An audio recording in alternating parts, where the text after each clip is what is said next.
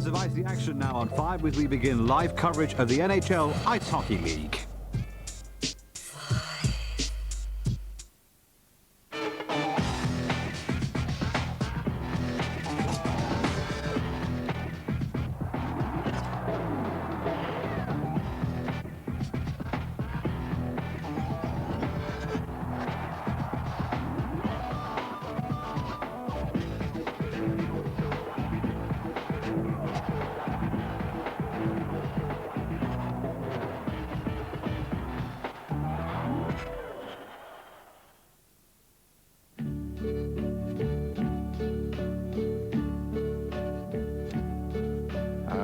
Now the end is near, and so I face the final curtain. My friend, I'll say it clear, I'll state my case, of which I'm certain. I've lived a life that's full. I traveled each and every highway and more, much more than this. I did it my way. I did what I had to do, saw it through without exemption. I planned each charted course, each careful step along the byway, and more, much more than this, I did it my way. Yes, there were times, I'm sure you knew, when I bit off more than I could chew. But through it all, when there was doubt, I ate it up and spit it out. I faced it all, and I stood tall, and did it my way.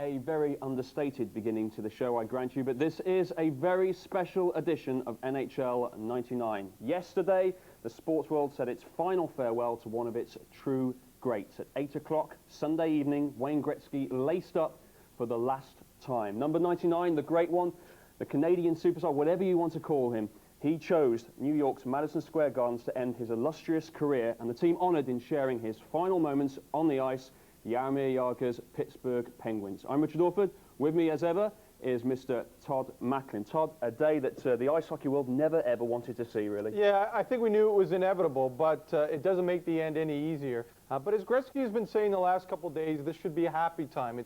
It's not a time to be sad. And if you're looking for adjectives to describe the great one, well, I don't think there is enough. But I think it's his records that kind of speak for themselves. And he made, really, the NHL his own record collection in his glorious 20-year career. 61 NHL records. And I don't think there's any doubt that he is the greatest of all time.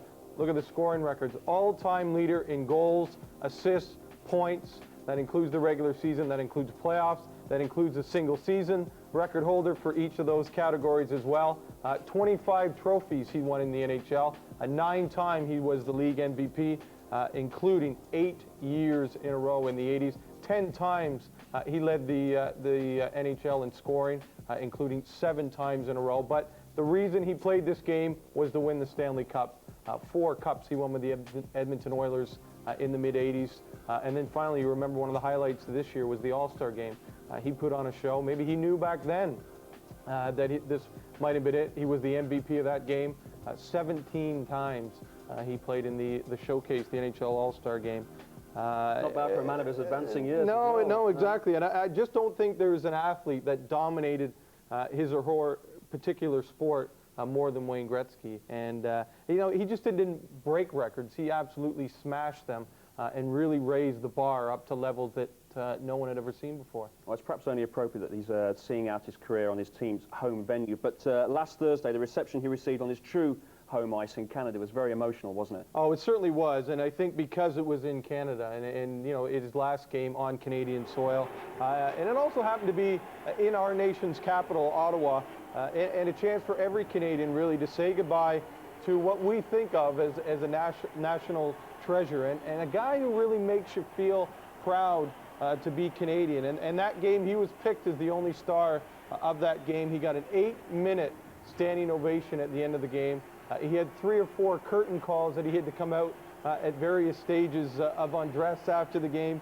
I mean, this is such a big story in Canada that the Prime Minister met with him the day of the game and tried to convince him to play one more year. That's when you know you're a big star. Well, yeah, I mean, they even actually tried to pass something in the House of Commons to try and get him to stay on longer. I mean, that's how big it is as a Canadians. That's how big the story is. But I still think he made his mark in the U.S., and I still think the biggest event in the NHL's history was when he was traded to the LA Kings back in 1988, because it put hockey on the map in America, and it really was a Canadian sport before that and played in the northern part of the U.S., but he made it cool. And a quick example, one team, LA, was in kind of the Sun Belt, the hot areas of the U.S. There are now 10 teams in those type of areas. I think he's responsible for 7 teams in the NHL right now, and we've got 3 more to come that I'm sure he can take a hand in as well. And, you know, through it all, he remained the same humble guy that broke into the league as an 18-year-old.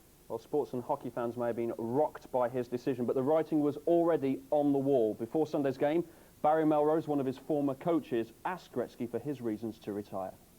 I didn't have the feeling in my heart that I needed to have to be able to get up every morning, work out for 2 hours, skate come August for a month before you come to camp and be ready. I didn't have that in my heart anymore, and that's why I knew it was time.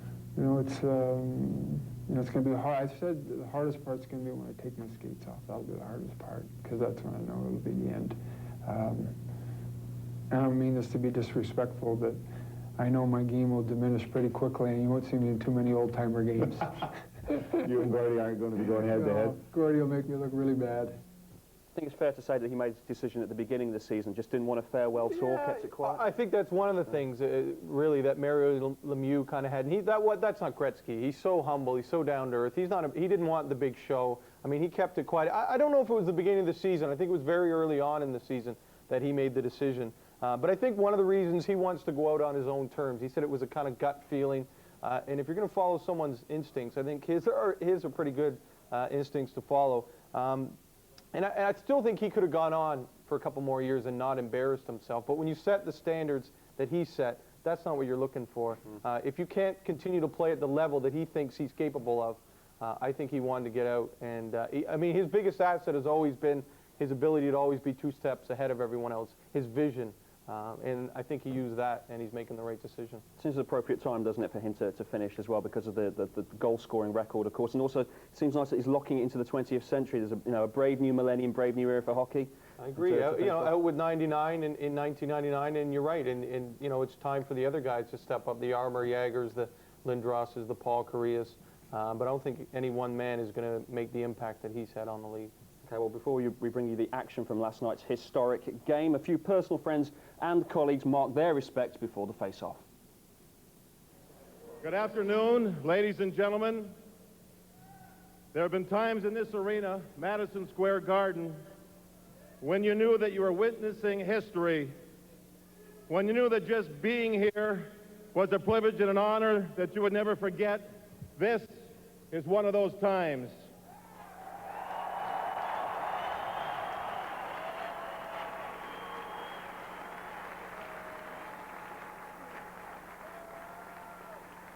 Today, we are saying thank you to one of the greatest hockey players ever to play the game.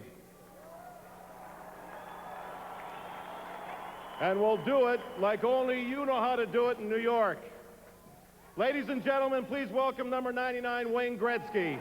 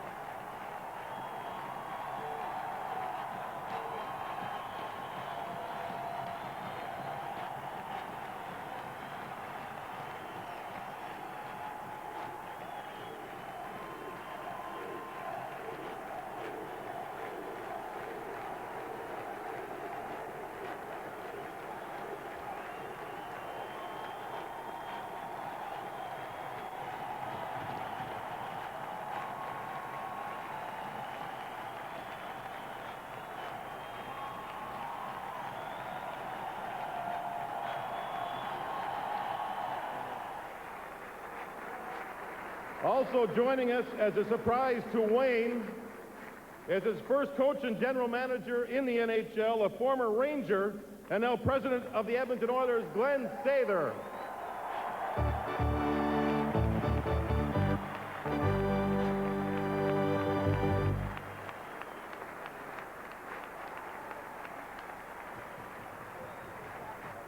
Also joining us as a surprise to Wayne is the player he considers the greatest player he ever played against.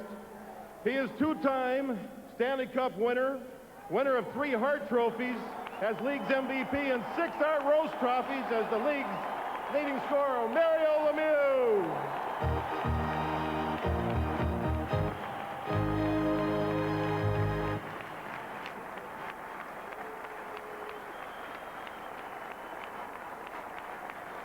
Ladies and gentlemen, our next guest is former Oiler teammate of Wayne's.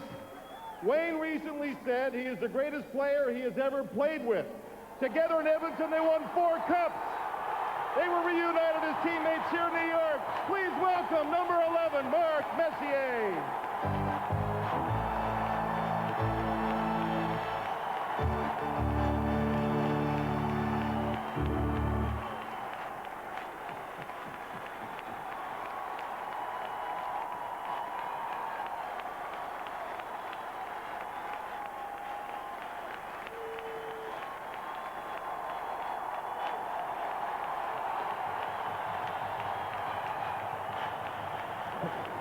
Wayne, on behalf of all your fans, we're not quite ready to take up your invitation of Friday and be happy and celebrate because I think we're all sad that you're retiring.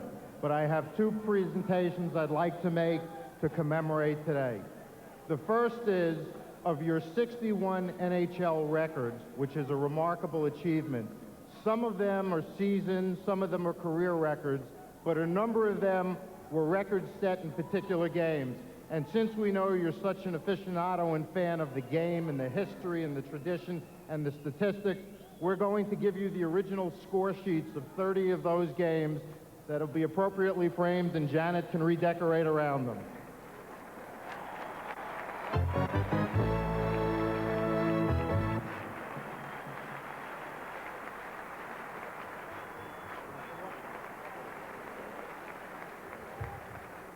The second presentation, which is particularly appropriate in this, the millennium year of 1999, is a little different. When you take off that sweater, your jersey, after today's game, you will be the last player in the NHL to ever wear 99.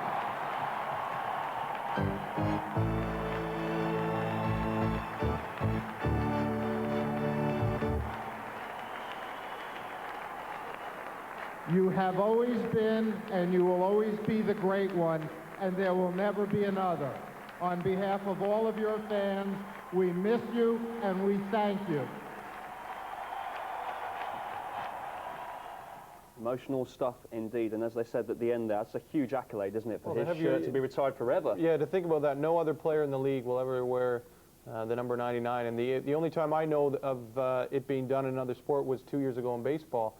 They retired Jackie Robinson, who was the first black player in Major League Baseball. His number 42, never to be worn. But there were the guys wearing the number at the same time, and they could continue to wear it. But even now, no one ever wears 99 because it's out of respect for Gretzky. And we mentioned a 20-year career. It's actually a 35-year-old career when you look at it, because he started playing hockey at 3 years old. Yeah, we've seen the footage, haven't we? And It's we incredible. have. And now at 38, he calls it a day. And you know what? It's like a lifetime to him. Well, it is. And, you know, who says, you know, athletes don't make good role models? Because let's be honest, most of the present-day athletes are terrible role models. Yeah. You can take your pick. And also the other thing that comes to mind is that great saying from Leo DeRocha, the old Dodgers manager, that nice guys finish last. And it's nice to know that, you know, not all nice guys. And he was well loved by his peers. It wasn't like it was begrudgingly respected. He was actually really loved. I just think it was respect, and just the way he treated all the rest of the guys. He treated everyone the same. You know, whether it was a rookie, whether it was a veteran, that sort of thing. And that's, I think, one of the great things about Wayne Gretzky is how he kept both feet firmly on the ground and really never changed. And where's he going now then, do you think? What's the future hold for Mr. Gretzky? He's staying in New York. His kids like the area, so they're going to be there, I think, for the short term. He mentioned a year. He said he's not going to do anything for a year. He'll listen to offers as they come in, but this next year, he's just taken off. He's going to unwind. And then, you know, it's whatever really he wants to get into. Coach a team? No, I don't think he can coach. He said he's not going to coach or manage a team. It's tough when a superstar becomes a coach, isn't it? Because of the expectations. Not everyone can play at your level. Sure. I think I'd like to see him as an owner. I'd like to see him own a team somewhere in the United States and keep hockey going in the U.S. because hopefully he started something good in the U.S. with hockey. We need it to continue.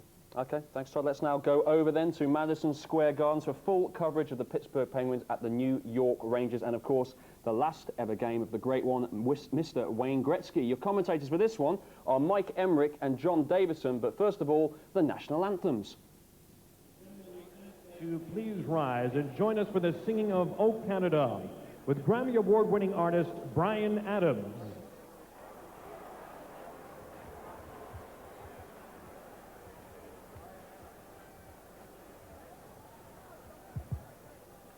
O Canada, our home and native land, true patriot love in all thy sons command.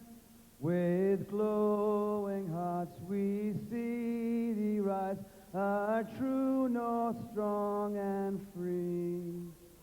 From far and wide, O Canada, we stand on guard for thee. God keep our land glorious and free. We're gonna miss you, Wayne Gretzky. Oh, Canada, we stand on guard for thee.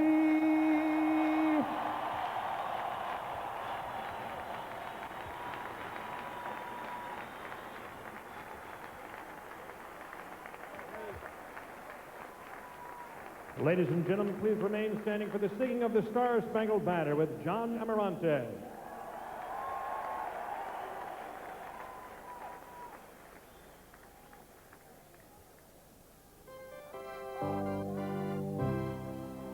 Oh, say, can you see by the dawn's early light what so proudly we held at the twilight's last gleaming, those broad stripes and bright stars through the perilous fight, o'er the ramparts we watched were so gallantly streaming, and the rocket's red glare, the bomb bursting in air, gave proof through the night that our flag was still there. Oh, say does that star-spangled banner yet wave?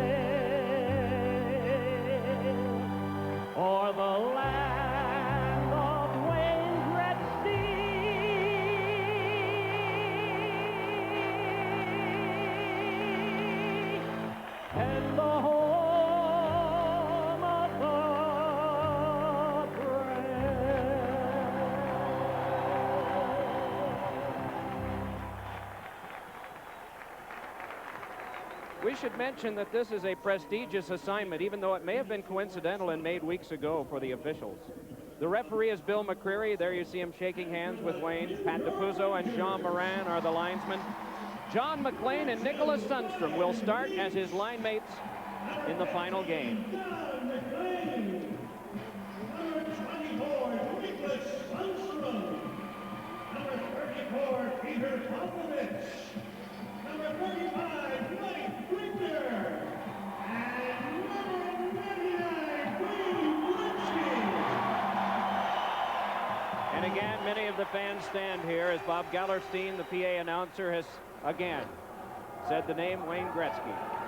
This game begins the 82nd of the year for both the Rangers and Penguins. The Penguins will move on to the playoffs against either Ottawa or New Jersey. You'll notice the 99 behind the net. That another alteration to league policy just for today, because that's the man's office.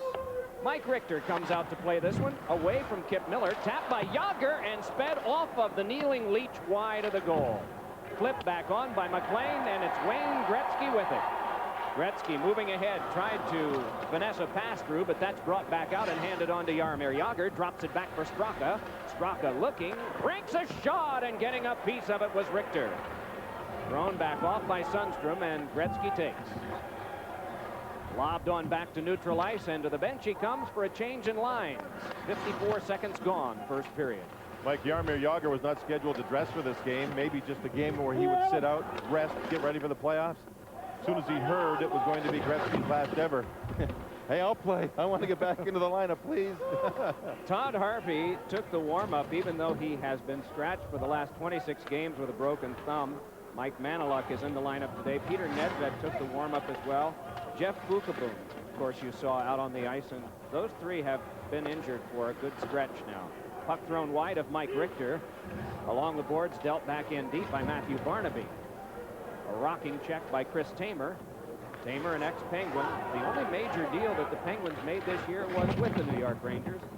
This one knifed away from Savard. And Mike Tamer was the only player to play in Mario Lemieux's last game for Pittsburgh and to play here with the Rangers, seeing Gretzky's last game. So he's been a part of history now twice. Boy, what stories he will have. Not only about his own career and the occasional roughness of it, but some of the games he's played in. It is Stevens firing it back around, kept there for a toss by Andrisak, but it is taken instead by Ramon Ender.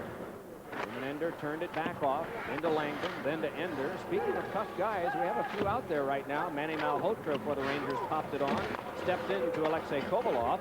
Kovalov trying to fight his way through, cannot do it, and the Rangers start out with a 3-on-2. Malhotra feeds on the wing to Langdon. Langdon jammed one in on goal, and scrambling but hanging on is Tom Barrasso, and so play is stopped. Mike, I got a call in my car this morning from Wayne Gretzky on the way to Madison Square Garden, and he asked me to do a favor, and I said, certainly I'd do anything he needs. He said, listen, when I announced the other day I was going to retire during the press conference, there's two people I forgot to thank. He said, could you do that for me? I said, I'd be very happy to. He said, well, one of them is Dan Kelly, former announcer, used to announce for the St. Louis Blues, a legend in St. Louis, who passed away due to cancer. And the other he said the other one is Tom Mees, who was with ESPN, play-by-play, and of course, in a terrible accident, drowned in the family pool. And we'd just like to pass those words on to everyone that Wayne Gretzky forgot to mention the two names, but he didn't forget for long, and he asked us to mention that he said wanted to say thank you to both of them. Thank you. He called local sports broadcaster in Brantford, Arnold Anderson, the first person to conduct a radio interview with him when he was 10, to wish Anderson well as he battles cancer and to inform him of that decision that he made even before he made the formal announcement. He thinks of everyone. It's remarkable. It really is. It is Jagr. Jagr peeling away. Gretzky is out with his customary line mates for this afternoon, and in prior games, John McLean and Nicholas Sundstrom, shot right in on goal by Jagr, is held by Richter, and so play once again is stopped. We should mention that for this game, Wayne Gretzky has approximately 40 sticks that he's going to give away to teammates, coaches, training staff, etc. after the game. He will wear 3, possibly 4 jerseys, 1 per period, and they have had one on in warm-up. So he's trying to think of everybody as he's spectacular career winds down. That's why from all around hockey, hearts pour out to someone who is not, let's say, materialistically minded. All athletes now that play major league sports are comfortably compensated, but when it goes to the human value beyond this, this is where this man really shines. Little pass came ahead from Gretzky on to Sundstrom, and he lobbed it back in. Yuri Slager goes back, and it's chipped along now. Sundstrom flips behind. Wayne Gretzky could not get that one. Instead, it's dumped further back to neutral ice. 3:08 played, first period. No score in this contest between the Rangers and the Pittsburgh Penguins. This one bounced away from John McClain, collared by Yuri Slager. Slager, who played against Gretzky in the Olympics last year in Nagano, Japan, as a member of the gold medal winning Czech team. Play stopped. We'll be back.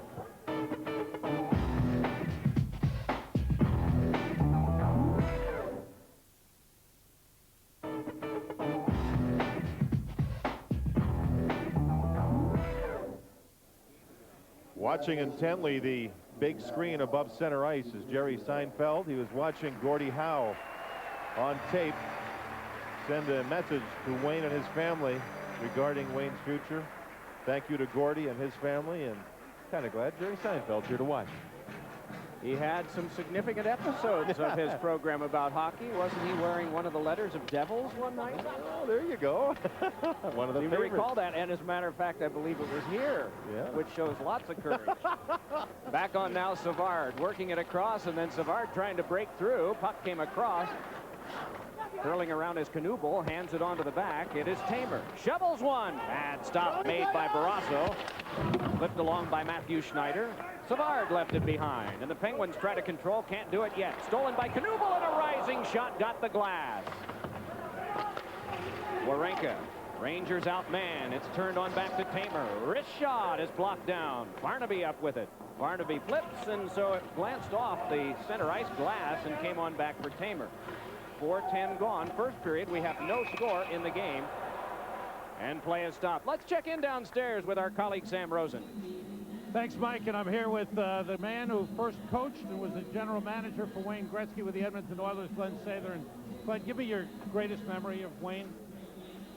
I think the greatest memory was the first day I met him, when I realized that he was going to be some kind of a player in the NHL. I didn't, of course, none of us knew he was going to be as great as he is, but I think just seeing him score the goal from behind the net was an indication this guy had something special that nobody else had. But it was more than that. You know, he credits you with helping him become a man in the league. You tell me what you try to impart on him that he listened to. I think he's flattering when he says that. Wayne has been a great guy, a great inspiration in my life for the Edmonton Oilers, for the city of Edmonton, and for the National Hockey League. For anyone that's touched him realizes that he has a special gift, and we're all very lucky to be around him.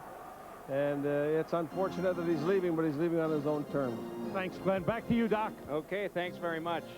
At 5, he played on a team of 10-year-olds. At 10, he scored 378 goals in a 69-game season. Then he went on to Indianapolis, and at 17, he was playing the WHA, living in Carmel, Indiana, just north of Indianapolis, and he attended Broad Ripple High School, known also for producing an alumnus named David Letterman. That was before. Puck popped into the seats. We should, as we mentioned the Devils a moment ago, announce that you do their games on a regular basis, and congratulations to them. First place in the conference. Before we head into the playoffs, they've had a great season, haven't they? They did indeed. They established a new NHL record last night for road wins in the season, passing a couple of Scotty Bowman teams, though they had one more game on their schedule than the Montreal Canadiens of the late 70s that authored the same number of wins twice. 28 road wins. Kind of a quiet beginning to this game. Shots 2 apiece. And the physical end of it hasn't really happened just yet, even though there's one of those guys, Darren Langdon, on the ice right now. I think that's customary when there are ceremonies, and particularly this one. There were rows upon rows of people who went down to watch the warm-up today. Now, normally there are a lot here that are allowed down for the warm-up until it is concluded, and then they go to their seats. But there were even more, and I think the thing I noticed most was it was not the usual boisterous, raucous crowd. It would be unfair to say it was somber, but it would be fair to say it was meaningfully silent. maybe out of respect, maybe out of awe, maybe out of shock. Centering pass now and turning with it. Working around behind is Alexei Morozov, trying to put one in front, blocked off by Richter. And they scrap for possession, and it's Robert Lang turning it on the outside. Fed to the front, but unable to get to that was the helmetless now, Alexei Kovalov. Morozov chased to neutral ice, and it can be brought right back up ice by Langdon. You see Gretzky skate over and give Kovalov a hug over at the Pittsburgh bench. They were teammates. Kovalov said he learned a lot from Wayne Gretzky watching him in practice. Just how he practiced, how he passed the puck, what he would do with it. Tripped up that time, Kovalov. Meanwhile, the puck jammed into the defenseman Kevin Hatcher. Hatcher for the Penguins. Big guy out of Detroit, Michigan, able to step away and play it ahead. And this one chipped back in. Peter Popovich back to play it. Boy, are we glad to see him playing. Those of you who have watched our Fox games on a regular basis know he took a Steve Yzerman shot around the eye, but has recovered very well from that. Jammed by Gretzky on a cross, and it is Sundstrom in front.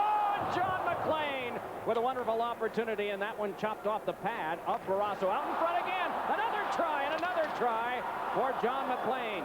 Loose puck popped around the boards, and hustling to it is Sundstrom. Able to get it. Feeds it to Gretzky back behind. Gretzky looking to the front. Trickled one that went off the defense. Hatcher drove it back around, and it's collared by McLean. McLean stepped into, gave it to Gretzky. Looks to the front. McLean moves in there. Gretzky still looking. Oh, baby. Trickled one, and a pinching defenseman unable to grab it. That was Leach. Rolled back around behind again. Gretzky, what'll he do? Looks to the front. Pass for McLean. Jammed it across. Sundstrom with it. John knocked down, and hanging on is Barrasso. Oh, my. Almost his first point. He built the game from the ground. When he first came in the league, there was not much of a hockey audience in the United States, and he brought it to one of the major four sports and to the forefront. And there's no question the league would not be the same without him. He's brought a lot of attention to the game on the ice, but it's the way he's handled himself, portrayed the hockey player in the NHL, that's really pushed the game to where it is. He's been my idol forever, and you know, just shook his hand and just said, you know, thank you for everything. Gretzky always loved to stay out of traffic. See how he stays wide? Now watch the spinorama inside the blue line and the backhand pass. 1, 2, 3, 4 Penguins couldn't get to the puck.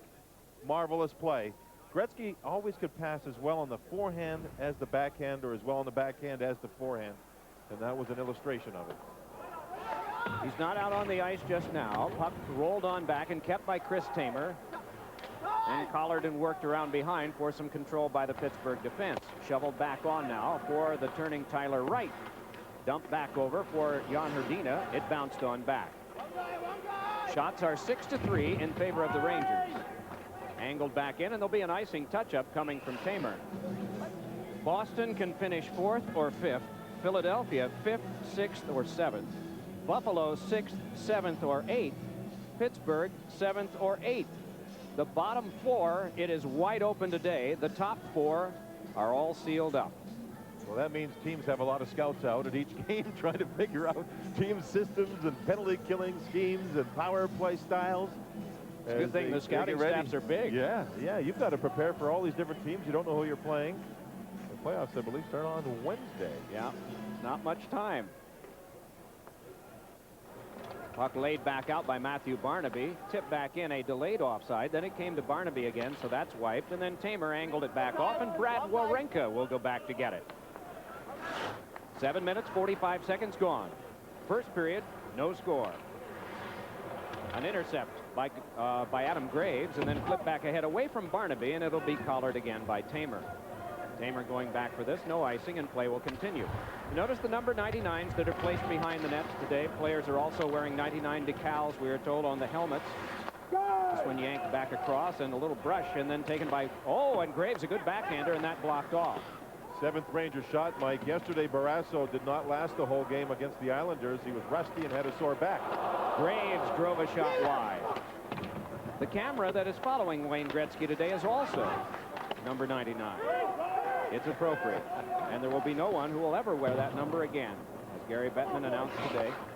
Puck drilled to the front, and that one hooked back along, but kept alive by Matthew Schneider. Schneider just kept the pressure on, and it's dealt back around behind, and Brad Wawrinka will step to that. Wawrinka's pass is grabbed eventually by Rob Brown and dealt back in, and there will be an icing call. So play stopped with 11:11 to go in the first period, and there is no score.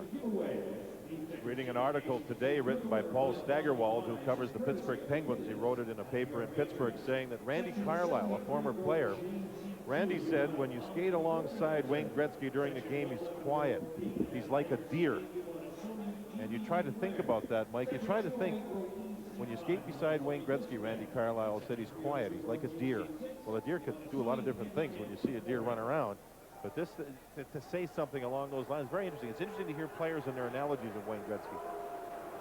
It has been interesting to hear what players have had to say all week, ever since this was hinted to by my partner a week ago, that it might happen, and then as it seemed to become more sure. Puck dealt around behind, and this one handled and flipped back out again by Andrusak. It went off Robert Lang's stick, and then it's popped further. Glove back along, and Andrusak will have to go back and get it from Tom Barrasso.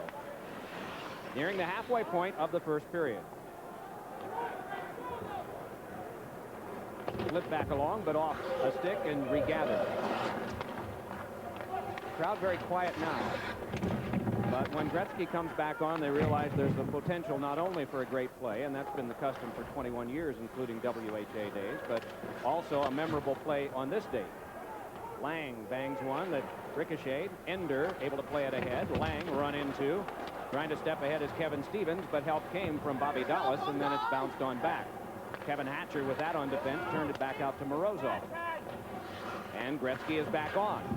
Stepping ahead with this now is Brian Leach. Leach moves in. Leach spins. Gretzky shoots, and it went off a skate. Thrown by Leach and then collared by John McLean. McLean threw it around behind, but instead it's Hatcher. Hatcher lost. Gretzky battling with Hatcher for it. Chipped loose to the corner, and it's Martin Straka for Pittsburgh. Turned back up the boards and thrown to the front by Popovich and kicked out by Barrasso. Now it's McLean dealing it to Gretzky to McLean, and the shot deflected wide by the defense. Back around it came for Leach. Flipped one that caromed across and has started back out for Kovalov. Alexei Kovalov turned it back on. John McLean moves back in. Got it to Gretzky. Gretzky looking. Hands over to Popovich. Peter Popovich cruising around behind. Popovich chased off by Yuri Slager. Gets it back to the point. Shoveled back on by Leach. Collared there and thrown by Sundstrom behind. Gretzky flipped one in front just away from McLean. And it's steered back out again to neutral ice. Rangers are trying to beat Gretzky behind the net a lot. And Kevin Hatcher's been against him almost every shift, and he's reading it. Oh, what a wonderful setup. And Kip Miller is denied by Richter. Back on now comes Savard. Mark Savard kicks it to the corner. Graves trying to get to it, but can't do it just yet. Under 9 minutes to play first period. It's given away to Savard. Tried to tuck one in front, but that one knocked away. Thrown to the front again, and a save made by Barrasso. Kept for another shot, and that one deflected up to the glass as Savard had the third Ranger try of this flurry. Brought back ahead now by Jaromir Jagr. Art Ross Trophy winner for the third time this year for the scoring championship. Jagr fed to the front. Shot knocked down by Richter and maybe by the defense too. Jagger's pumped. He's starting to go now. This is his best shift of this first period. Whoa. Turned back over for a chance that is blocked loose by Barrasso. Fed behind now to Kevin Stevens. Turned around to Darren Langdon. Langdon dropped it back on for Stevens. Stepped into by Tyler Wright. They work the boards, and Malhotra jams it behind. The rookie put it to the corner. Jagr up with it there. Cleared, but it's kept alive by Leach. Good Rangers pressure. 11 shots to 4 in favor of New York here in the first.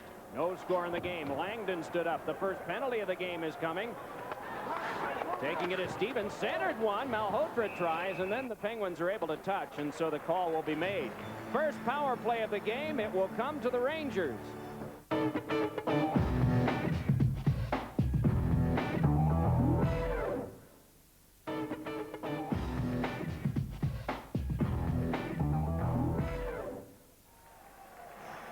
Well, he is on the power play. Jagr interference at 12-11. Rangers power play has been solid all season long, ranked #1 or #2, and a lot of that it certainly has to do with Wayne Gretzky and also Brian Leach on the left point. He's got it now with Schneider. Gives to him. It's handed back over and steam back in for Sundstrom, then back to Gretzky again. Threw one across the net mouth. Came back over for Leach.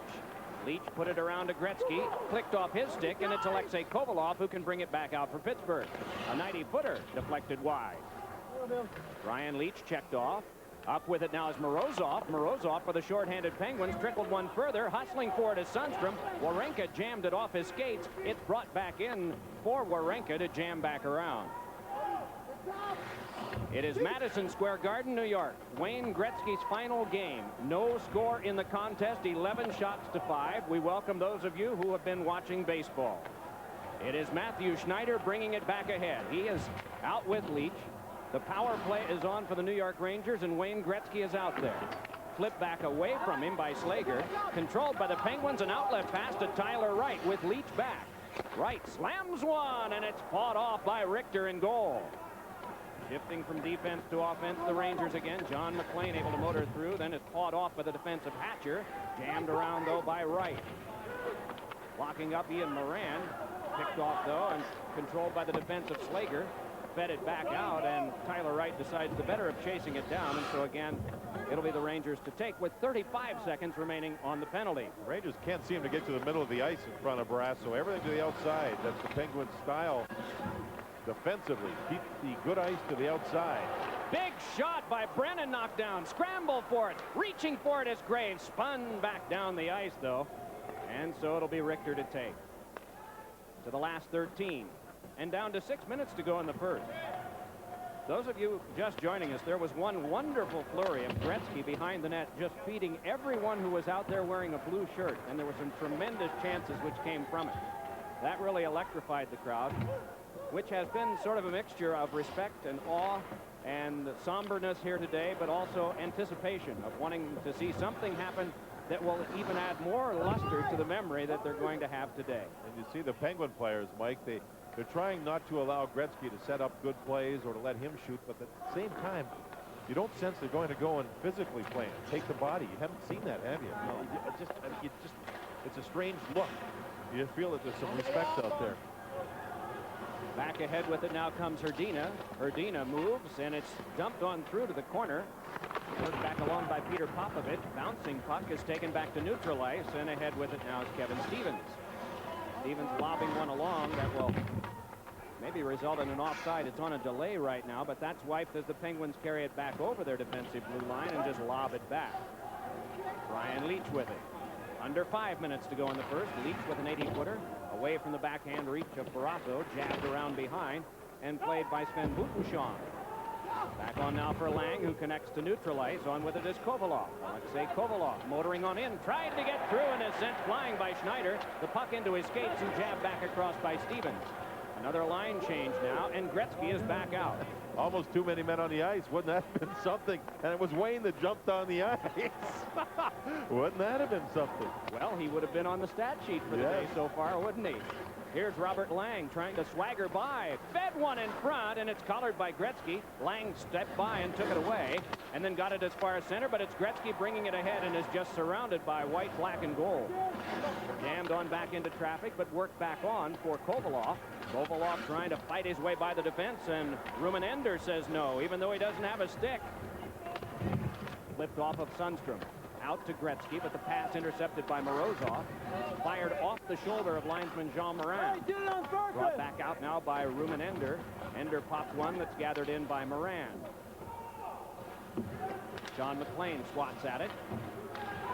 And then it is forced back in by Brian Bonin, and a little tricky one for Mike Richter. He just decides to hang on to it now. 12 shots to 7 Rangers. No score in the game so far. Trevor and Ty looking on.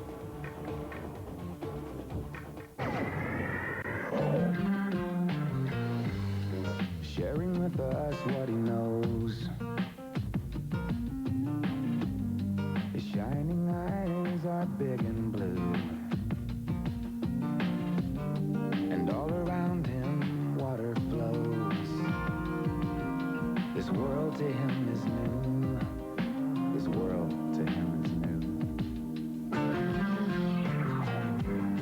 But time I cannot change. So here's to looking back. You know, I drink a whole bottle of my pride, and I toast to change. To keep these demons off my back. Just get these demons off my back. 'Cause I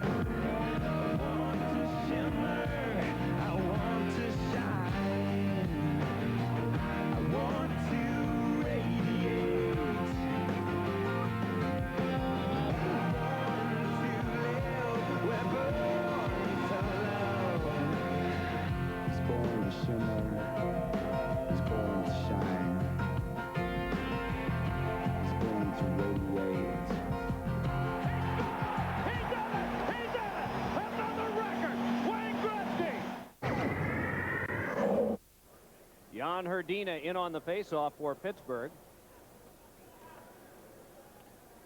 There you see Ty and Trevor Gretzky right down next to the ice with souvenir pucks. Wouldn't have much trouble getting an autograph, would they? One of the little guys, Wayne asked me the other day, "You going to go to the game and see my last game?" He said, "Dad, I got a baseball game. Do I have to go?" Barnaby a shot, and that one saved by Richter.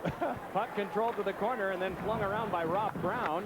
Chopped on back by Warenka, and it's collared by Matthew Schneider, and Schneider just lobs it back to neutral ice. Well, Paulina, his daughter, did not come to the press conference, did she? No, she was, Wayne said that she didn't want to get too teary-eyed and see a lot of sadness, even though he turned it into a celebration on his own. Most of us were the ones that were sad. Finesse toward Barrasso, but off his big pad. Worked for behind by Mike Knuble. Trying to work to the front was Graves. Moving in and twisting with it now is Savard. Savard able to get it back to Schneider. Schneider fakes the drive, steps by, shooting, and it's blocked by the defense of Warenka. Hoisted back on for the Penguins to bring out. And it's backhanded in, and then heading to the bench is Brown. This will be an icing call, and so play will be stopped. Sam Rosen spoke with Mario Lemieux just literally seconds ago. Mario, your thoughts about wanting to be here on this day for Wayne? Well, I wanted to be here. It's a very special day. I've certainly mixed emotions. One, I'm happy for Wayne because of I think he's making the right decision. He's accomplished so much throughout his career, and the other side is hockey's losing the greatest player ever, and that's why it's sad. But I'm happy for him and his family, and I wish him nothing but the best in the future. You were rivals on the ice. One day you might wind up as rival owners. Well, it's a possibility. I'm trying to do the best thing for the Pittsburgh Penguins, and I'm sure that eventually he wants to be an owner as well. So maybe in a couple of years we'll be facing each other again. Great to see you. Thanks for being here. All right, Sam. Thank you. Mario Lemieux indeed doing the best he can for the city of Pittsburgh and that storied franchise that he brought to such prominence. Well, I hope he can get it taken care of, Mike, and that has to happen probably in the next couple of months, knowing that you have to be able to sell everything for next season to get to business, to do your work. And let's hope it works for Mario and for the Penguins and for the city of Pittsburgh. Puck chipped to the front, and Richter will just trap. They've lost 3,700 season ticket holders over the last couple of years. They are at 8,300 now, according to last reports. They'd like to get back to that good 12,000 level. They've offered a tremendous package for the playoffs. You can get 12 games for as low as $216. That's $18 a game. They want the place sold out. They want crowd support, and they want to show the citizens of the Pittsburgh area that they mean business, and they're anxious as all get out to not only have a good team, but to stay. Well, they get the rust off of Tommy Barrasso, and Jaromir Jagr tunes in like only Jagr can in this league right now. It'll be a very dangerous club in the playoffs. Sundstrom and McLean, the wingers for Wayne Gretzky, and the pass is brought over by Leach, moves up with Gretzky and gives to him. Gretzky, big drive, it's deflected and it went just wide, and it's tipped back out, and there to gather it in is Popovich. He loves to shoot high to the catching glove side. Many of his goals have been scored on that spot, and that time he just missed. One of the great ones he said he ever scored was a shot to that spot above the catching glove of Mike Vernon at the time playing for the Calgary Flames. What a battle that used to be. Mike was a great goaltender and still is in those Battle of Alberta days. Sundstrom on back to Tamer. That paddled away by Barrasso, chipped by Sundstrom around to Gretzky, flipped one in front, and it's knifed away by Kovalov on defense. Again, Gretzky's there, Mike, and Hatcher's there against him. Gretzky feeds to the back. Oh, and it skipped off the stick, and so Schneider will drop back for it, and then it's pinballed off him. If you notice, now Gretzky goes off, so does Hatcher. Hatcher's got the long reach, so he doesn't have to go chase Gretzky behind the net. He's using that long reach to try to stop those very impressive passes that Gretzky has made for 30 years, 35 years. Tamer with the hard blast. Wayne Gretzky has scored off tons of goaltenders, but in 3 games against my partner, he never beat him. A few assists, though. Here's Tamer shoveling one, juggled and held by Barrasso. Wayne had a quiet night last night, got home around 5 and was up early this morning, and it's a beautiful day here in New York City. We're very well organized, extremely organized, but there he is, the big boy. And do they love him here? They just showed him up on the big screen, the applause. Mark played some great hockey here in this city, and does he love to come back? And do they love to have him back, Mike? Well, you never cease being a fan favorite here, do you? Big shot by Popovich, blocked in front. Loose puck came on back. Well, that's not always the case, but in his case, it's never going to fail. That Puck may have chipped been ahead. That may have been Barrasso's best save, the last one. Popovich's shot is blocked down, angled back, and then feathered further. But Gretzky at the bench right now in the last 7 seconds of this first period, but Sam Rosen will get his thoughts during our upcoming intermission. Shot 60 and 8 in favor of the Rangers, and both goaltenders were very, very good. I think you'll see the tempo and a little bit of bumping pick up as we move on. That's the end of the first period with the score. Wayne Gretzky and his Rangers nothing, the Penguins nothing.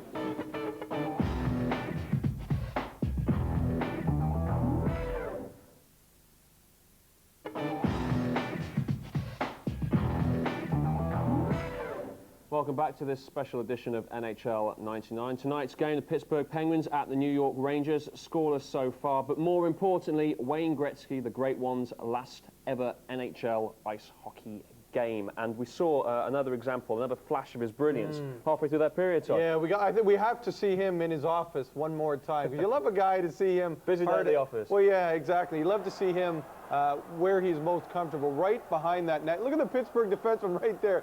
So afraid to go in and get him because, as we know, Rich, he's the best passer of the puck in the game of hockey. But you know what? This kind of sums up the Rangers series. They get the puck right there and can't score. I mean, he's been doing this all year. I mean, the great passes have been there, and the Rangers just couldn't put the puck in the net, and that's why it's too bad. But his last game is going to be in the regular season and not in the playoffs where it should be. Well, during that first intermission, Sam Rosen caught up with the Great One to get his thoughts on this momentous occasion. Well, this was quite a day, quite a ceremony on the ice. How are you handling all of this? Well, since Thursday, I've been overwhelmed. It's been just a tremendous 4 days for me. It's a sad time, and yet it's a happy time. I said to some of my good friends today, I said, it's not a passing on, it's a moving on, and that's the way I've looked at it. I was thrilled that Mark could be here, and Glenn Sather, and Mr. Bettman with the National Hockey League, and it was just a tremendous gift that my teammates and Neil Smith from the Rangers gave me. Just a wonderful time so far, and I've enjoyed it. You have been steadfast all week in your decision. No wavering. You're certain. You're walking around with an air that says, I've done the right thing. Why are you so sure this is the right time to go? Well, nobody wants it to be the right time. We want to play forever. It's especially when you love something. And I love the game of hockey as much as anything in the world. And it's the hardest decision I've ever had to make. But I still know in my heart it's the right decision. Since Saturday of last week, I haven't wavered 1 ounce. I've talked to a lot of good friends, a lot of close friends. I had dinner with Brett Hull in Dallas last Friday, and I talked to Paul Coffey and Messier, and of course my wife. And I just keep coming back to the same thing. I'm making the right decision, and I appreciate all their advice, but I made the right decision. When did you, I want to think back to the early days. When were you first called the Great One? Who labeled you the Great One, the Great Gretzky? Well, there was a reporter in my hometown, Arnold Anderson, who interviewed me when I was 6, and he started to give me some publicity and some PR, and then this a writer from London, Ontario, by the name of John Herbert, nicknamed me the Great One in an article, and I was 9 years old, and the pressure and the name has stuck ever since. The years in Edmonton, what were they like for you? Words really can't describe it. It was a wonderful place to live. I've made some great friends, and of course some memories of the great players and the great teams that I had there. I'll never forget. What about the future? What does the future hold for you? Is it too soon to think about? Way too soon. Right now, I want to enjoy these last 2 periods. Last night we were together, all our whole family, and I left around 8 o'clock and said I'm getting to bed early tonight. I want to be able to play well and do the best I can, enjoy the last 2 periods. Once that's over, and I'll start thinking about the rest of my life. Best of luck. It's been great to see you. Thank you for all your help, Danny. There you go. His 2 biggest influences, Glenn Sather, his first coach, and his dad, of course, who built him that rink. Yeah, and he said his dad was there until he was 17, and then kind of turned him over to Glenn Sather and said, you know, you take over from here. At 17 years old, that's a lot of pressure. But he said the one thing both of them did was pushed him all the time. They saw the great talent in him early on and wouldn't settle for anything less than, I guess, greatness. And obviously he didn't either. It must be hard for him to concentrate on the actual game itself tonight, particularly if they were willing to score. I think as well. he feels bad about Pittsburgh because they're in the tough position being caught up in this circus-like atmosphere. And he said, you know, he felt bad for Ottawa that last game in Canada, and especially for Pittsburgh. They're in the playoffs. That's what they're focusing on. And he didn't want this to take away from really what their goal is, to win hockey games. Well, tonight is obviously a chance for the fans to pay tribute to the great hockey legend that is Wayne Gretzky, but now a chance for the players to mark their respect as we take a look at Gretzky through the ages.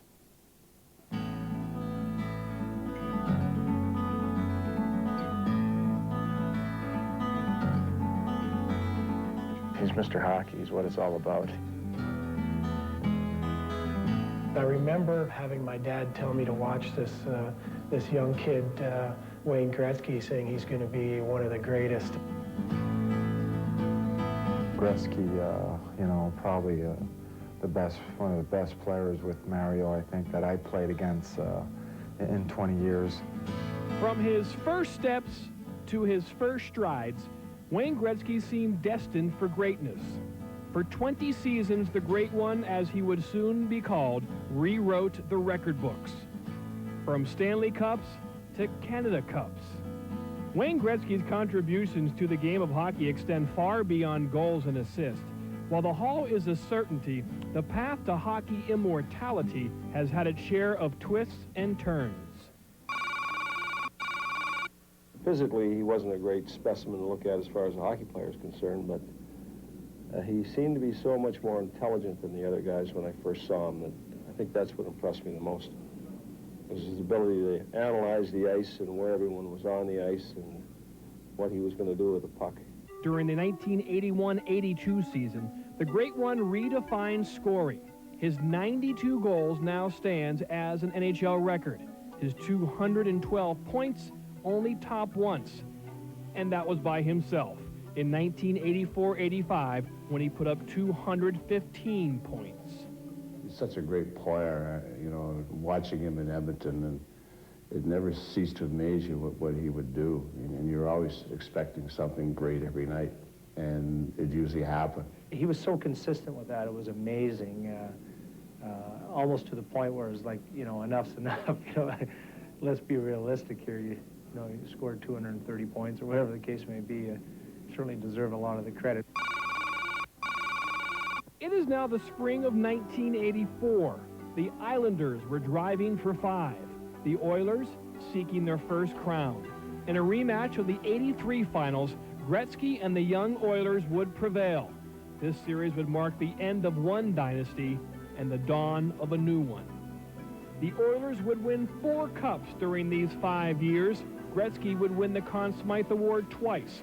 The Great One had lived up to his billing. Like Maurice Richard and Guy Lafleur before him, Gretzky brought home the silverware. Little did the fans in Edmonton know that the 4th cup would be Wayne's last as an Oiler. Don't get that mixed up. It's not trade. It was a sale. You know, it might say trade in the books, but it was definitely a sale. It would be beneficial for everyone involved to let me play with the Los Angeles Kings. It came as a real shock for me, and my initial reaction was that the team was being dismembered, and that was tough to accept. It was like you're losing a member of your family, and it is something you really never realized it could happen. You knew it was happening, but you didn't want to believe it. It was in LA that Gretzky took the game to another level. His skill had drawn new spectators to the sport. In the country's 2nd largest market, he became the toast of the town. And in 1993, Gretzky and a young, slick-back hair coach by the name of Barry Melrose led the underdog Kings. In the deciding Game 7 of the Campbell Conference Finals, Gretzky played what he considered to be his greatest game. Others agreed. Game 7, we went back, all of Canada is cheering against us. In Toronto, the building's packed. It's the hardest ticket to get in 10 years, and he goes in there and scores a hat trick, played a great game both ends of the rink. was just the Wayne Gretzky of 1984. But a Hollywood script wasn't in order. Wayne's Kings fell to the Canadiens in the finals. A year later, though, Gretzky would once again reach a high note. We call it number 802. Gretzky looking, Gary Curry, McSorley to Gretzky! Scores! He did it! He did it! The greatest goal scorer in National Hockey League history is Wayne Gretzky! Gretzky would stay in Los Angeles until February of 1996, when he was dealt to St. Louis. His stay there only lasted 18 games. Wayne had a bigger town on his mind. The Messiah and the Great One, together again. Only this time it was on the world's biggest stage. A rejuvenated Wayne, playing with his old friend, shined in the Big Apple. Together, they took the Rangers as far as the Eastern Conference Finals. With his pal Mark Messier off in Vancouver, center stage belonged to Gretzky. But unlike Messier, the Great One was never able to deliver the cup.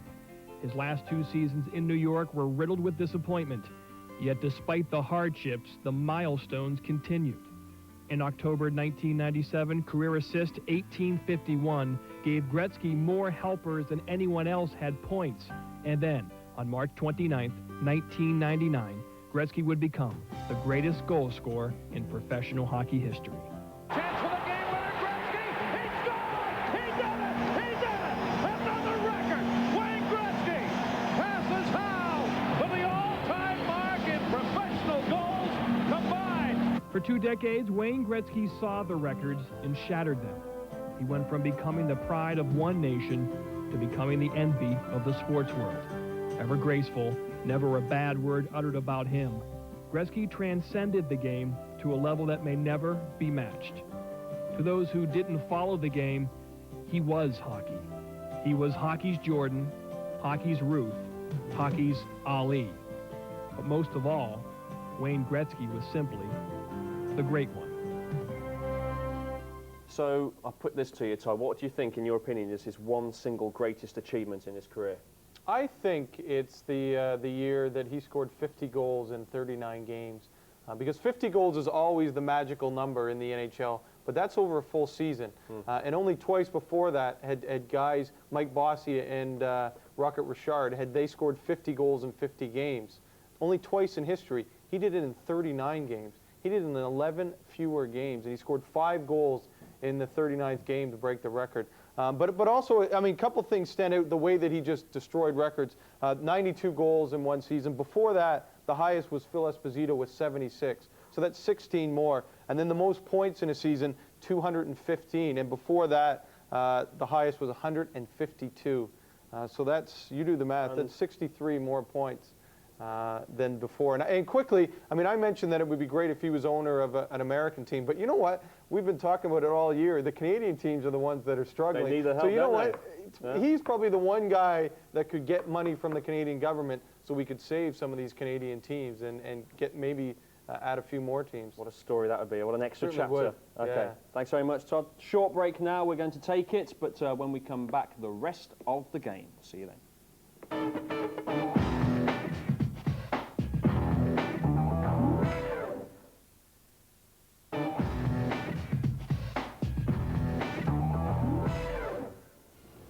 The Fox Stanley Cup playoff coverage will begin next Sunday, quarterfinals game 3.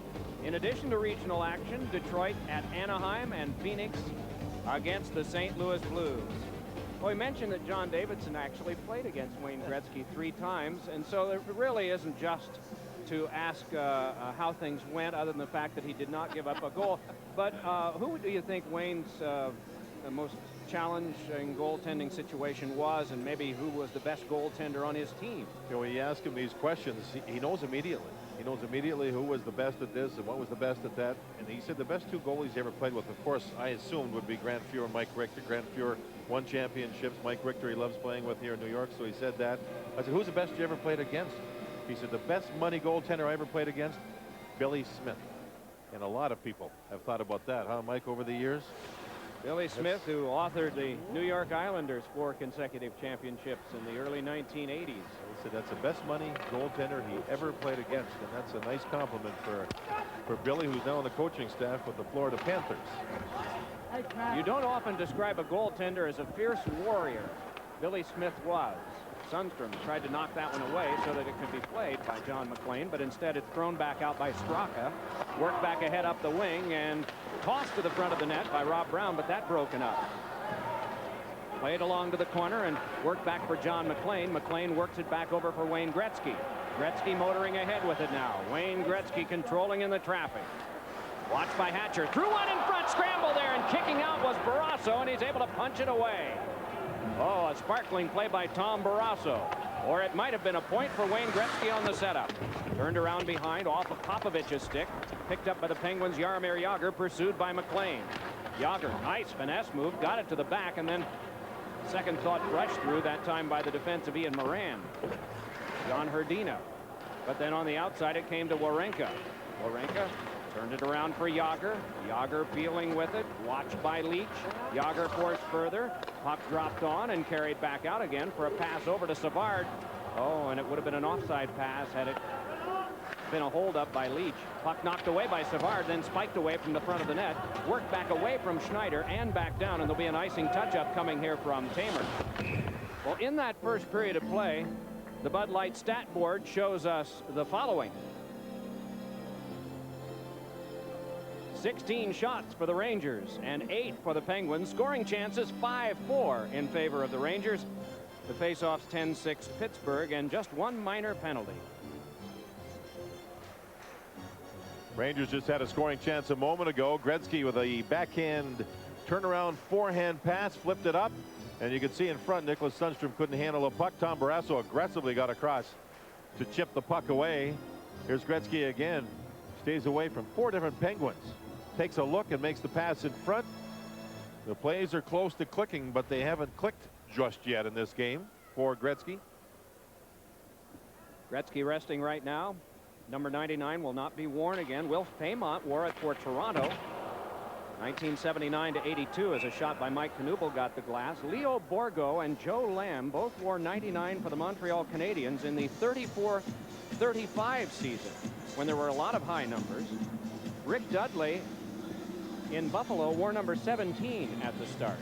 At the start. Yes. But then away he went. Remember Brian Lawton of the Minnesota North Stars wore 98. He said, not as good as Gretzky. I just want to be in the neighborhood. Rick Dudley is now the general manager of the Ottawa Senators. He was telling a story about wearing number 99. It's Winnipeg, I think, at the time. And he went into Edmonton. He said he got booed off the ice. How dare you come in here wearing number 99? And he was laughing, giggling about it a little bit. Puck comes back to the point, and it's held there by Tamer. Dub shot by Matthew Schneider. Rangers try to cycle it along. It came from Knuble. Knuble wearing the double number 2. You know where I'm headed with this one, don't you? Was there a goaltender in the history of this storied franchise who wore 00 at one time? You know, the best thing about that, Mike, what? It's now against the rules of the National Hockey League to wear 00. Should it be? Yes, it should. How many games did you wear 00? Oh, I don't know. Not that many. But you know what happened was Rod Gilbert had number 7. It was retired. Phil Esposito came here, and he decided to wear 77. So he asked if he could get some help because nobody did too many things like that in those days. I said, sure, what do you want me to do? Let's wear 00. I said, no. He says, please. I said, okay. And that was not a smart move. Not at all. This is Morozov behind. Circling with it is Lang. A shot. Save Richter, and he covers. Okay, why wasn't it a smart move? It just invited too much aggravation, Mike. It really did. From fans? From fans, from everybody. And when you have people screaming, that's not your goals against average, is it? And they had a good point. Wayne Gretzky, again, we mentioned it during the first period, will use 40 different sticks in this game. Mike Folga, the trainer, got them all going. Look, this is kind of a sped-up version of what he went through in warm-up. Handle a puck a few times, go in and make a play. Head to the bench. Mike Folga was there. Handoff. Here we go. With a big smile. You'll have a brand new jersey on now for this second period. There we go. Handoff again. The handoffs worked well. Mike Folga was exhausted. He had to take 40 of these sticks to get them ready. Mike, they had a big pail of powder, talcum powder, and he likes to put powder on the blade on the tape to make it a little softer to handle a puck properly. They had a big pail of this stuff going in and out with these sticks. So 4 jerseys, you think, today, and 40 sticks, was it? 40 sticks, 3 jerseys for sure, and possibly 1 after warm-up. Puck tipped to neutral ice and regathered by the defense for the Penguins. It is Jágr having dropped back into that location. Now it's worked on across for Slager. Big drive, deflected up into the seats. Play is stopped. 3:07 gone, second period. Jordan is the Jordan of sports. I don't think there's any athlete, maybe with the exception of Muhammad Ali, who has done and contributed to his sport like he has done. Both did things previously unseen, unheard of, and difficult to comprehend.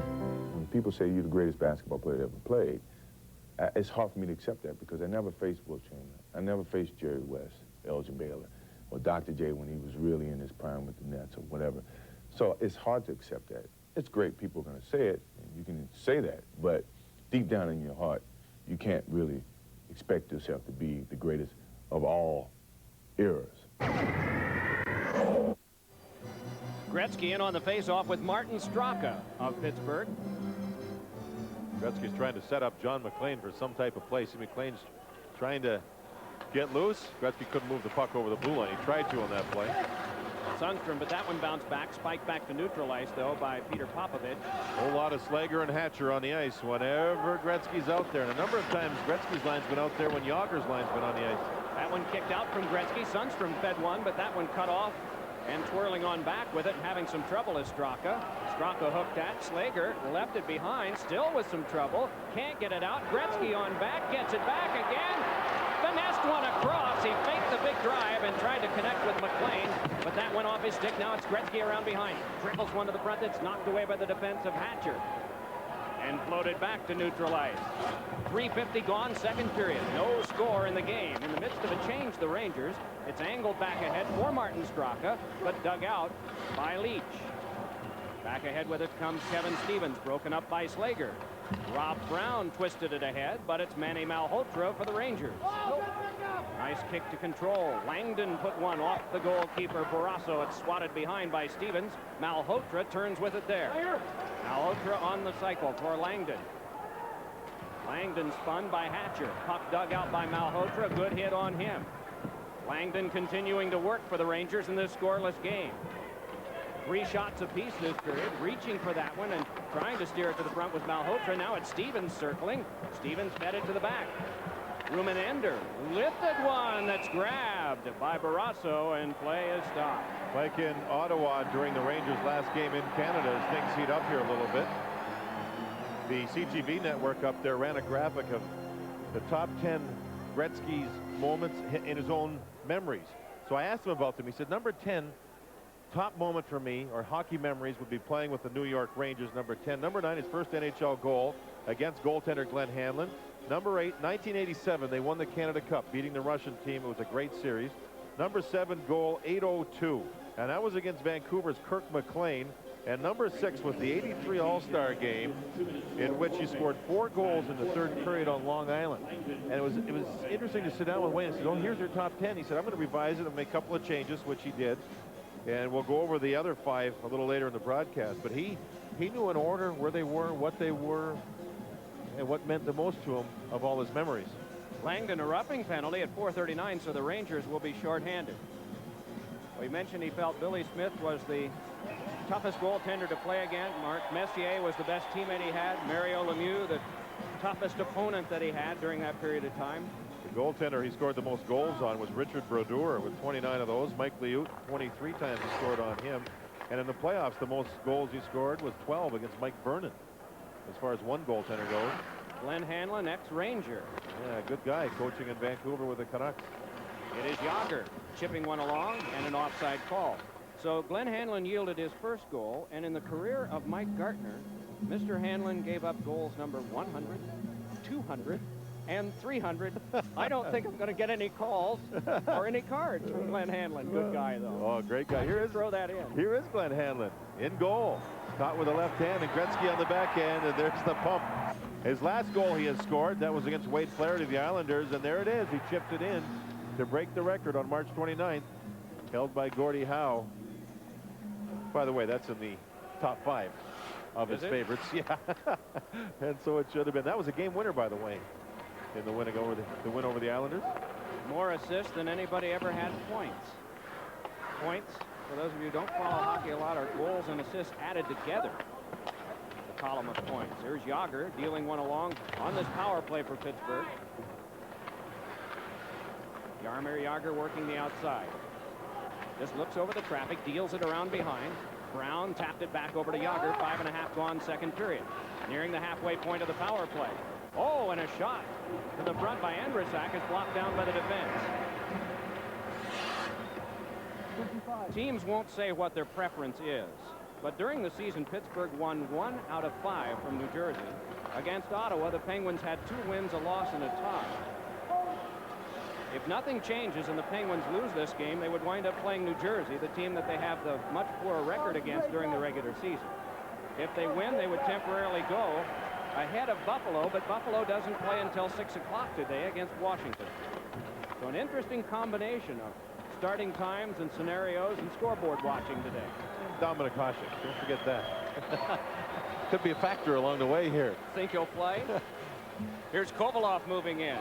Kovalov eyed up by Tamer. Alexei Kovalov on this power play that's got 12 seconds to go, and it's cleared back down to the Rangers. Excellent penalty kill by the Rangers, as the Penguins, who have 3 lines of good offensive players, they just can't get set at all. They can't get the puck into the Rangers zone as the power play expires. Kip Miller onto Jagr now. Jagr defended by Rumenender. Fed onto the back. Shovel shot by Moran went wide. Penalty time is up. The teams are back at full strength. No score in the game. 13:05 to go, second period. The battle continues on the wall, and it's Jagr emerging. Jaromir Jagr forced to the line, but not out. Puck broken down, though, and Graves can start it ahead. Shuttled right back along for the Penguins to attack again. Kip Miller's pass bounced over to Jagr, set it up to Straka.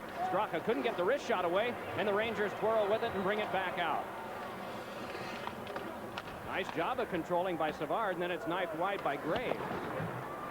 Fired around for the keep by Leach. Steps by one. Leach hooked at. Got it to Savard, and a pad stop made by Barrasso. Rebound, and it's whipped along to the near wall. Fed to the front, and it pinballed off the skates of Langdon. Graves there shuttles it around to Savard again. Tried to get it to Langdon. Diving out to stop the pass was Barrasso, and play halted. Still no score because of this guy and Richter.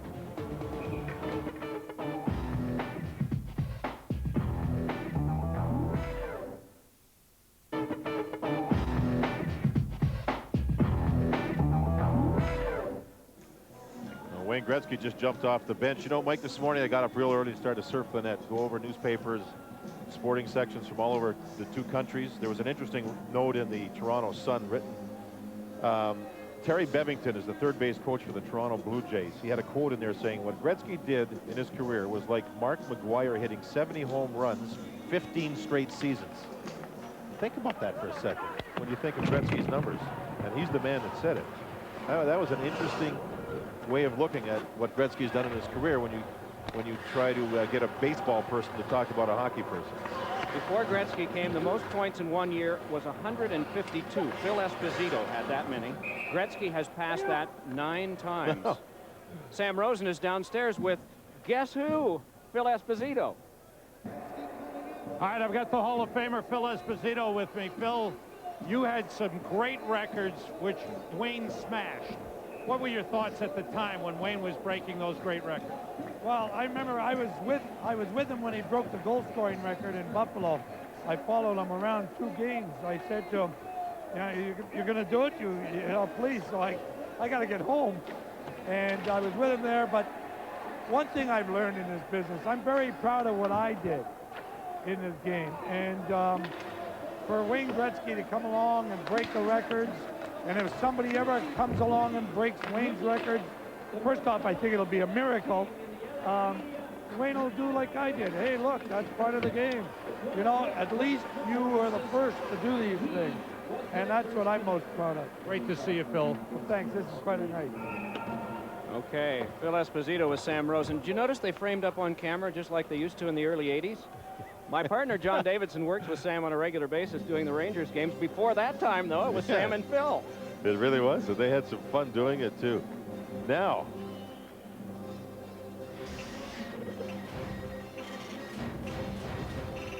Oh boy, projected ages to break these records. Solani would take till 48, Yager 46, Lindros 46, and Korea 48.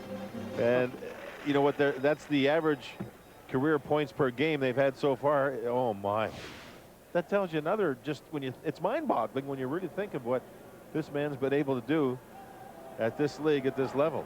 Just flat out amazing. He had gotten 92 goals earlier in his career, and before the 85-86 season, he said, I want to score 100 goals this year. He only got 52, but he got 215 points. No one's ever done that. The question is, will anyone, and who cares what the answer is now. Battled along by Matthew Barnaby. Tamer ties up his man, nearing the halfway point of the game.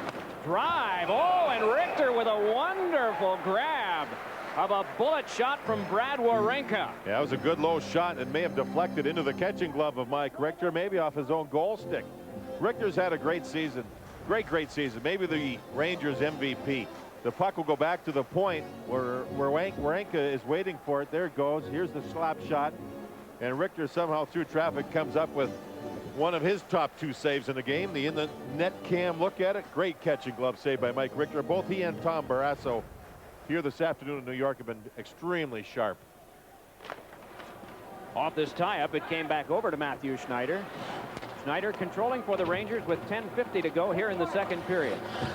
Lobbed ahead. Sven Butenschan out of Germany went for that one, but Ian Moran controlled.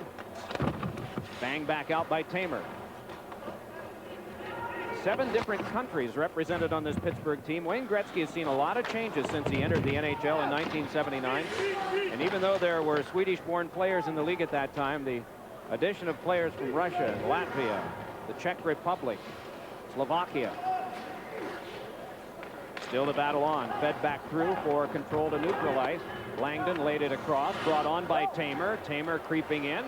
Chris Tamer trickled one that's guided away by Barrasso. And breaking in, hoping to capitalize, was Langdon. Started back now by Barnaby. Matt Barnaby back for a shot by Brown that went off of Richter and skipped wide. Wawrinka swats it around behind. Popovich takes it there. Popovich turned it back along, and the pinching defenseman Slager fires it back further. Jaromir Jagr wanted to get to it, but instead it's Popovich. Puck kicked onto the back. It's Straka taking over. Straka, Jagr. The pass from Brown wouldn't reach him. Jagr must play in neutral ice now and lay it on back to Straka. Forced back across to Slager, who walks it on. Popovich challenging him. Knocked down by Sundstrom, steered ahead to Gretzky, laid on to John McLean, moving in, fire, save, Barrasso. Is that a delayed shot, change-up type, trying to go through the legs? Yeah, it looked like either that or Jagr got back nicely to break up the shot, or at least part of the shot by John McLean. Here's Sundstrom turning on. Sundstrom around behind, worked on by Slager. Puck came back over for Gretzky. Throws it to the front. Oh, and it went off the stick of John McLean. And a big ooh goes up from the crowd as back on comes Jagr for Pittsburgh. Jaromir Jagr cruising for the Penguins. Threw one blindly across, and the Rangers started back out. It's McLean moving up with Gretzky in a 2-on-1. Fed over to McLean with Gretzky breaking. Threw it across the net, mouth wide. And Gretzky had already been taken around behind the net by Alexei Kovalov. Centering pass. Diving out as Barrasso. Doesn't have it yet. And Dallas comes by. Bobby Dallas on defense for Pittsburgh, fires it back around the wall. It rimmed back over to Morozov, but it's cut off on an offside with 8:32 to go in the second, and this game is still 0-0. I'm gonna get under your skin sooner or later. What a goal! I'll find the key that lets me in sooner or later. Yeah, 'cause it just can't keep me down. Let's go. Sorry, Greg.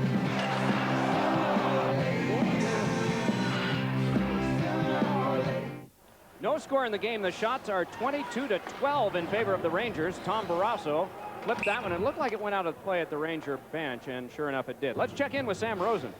Thanks, Mike. I'm here with Paul Coffey. Paul, so many years, was part of Wayne's great career.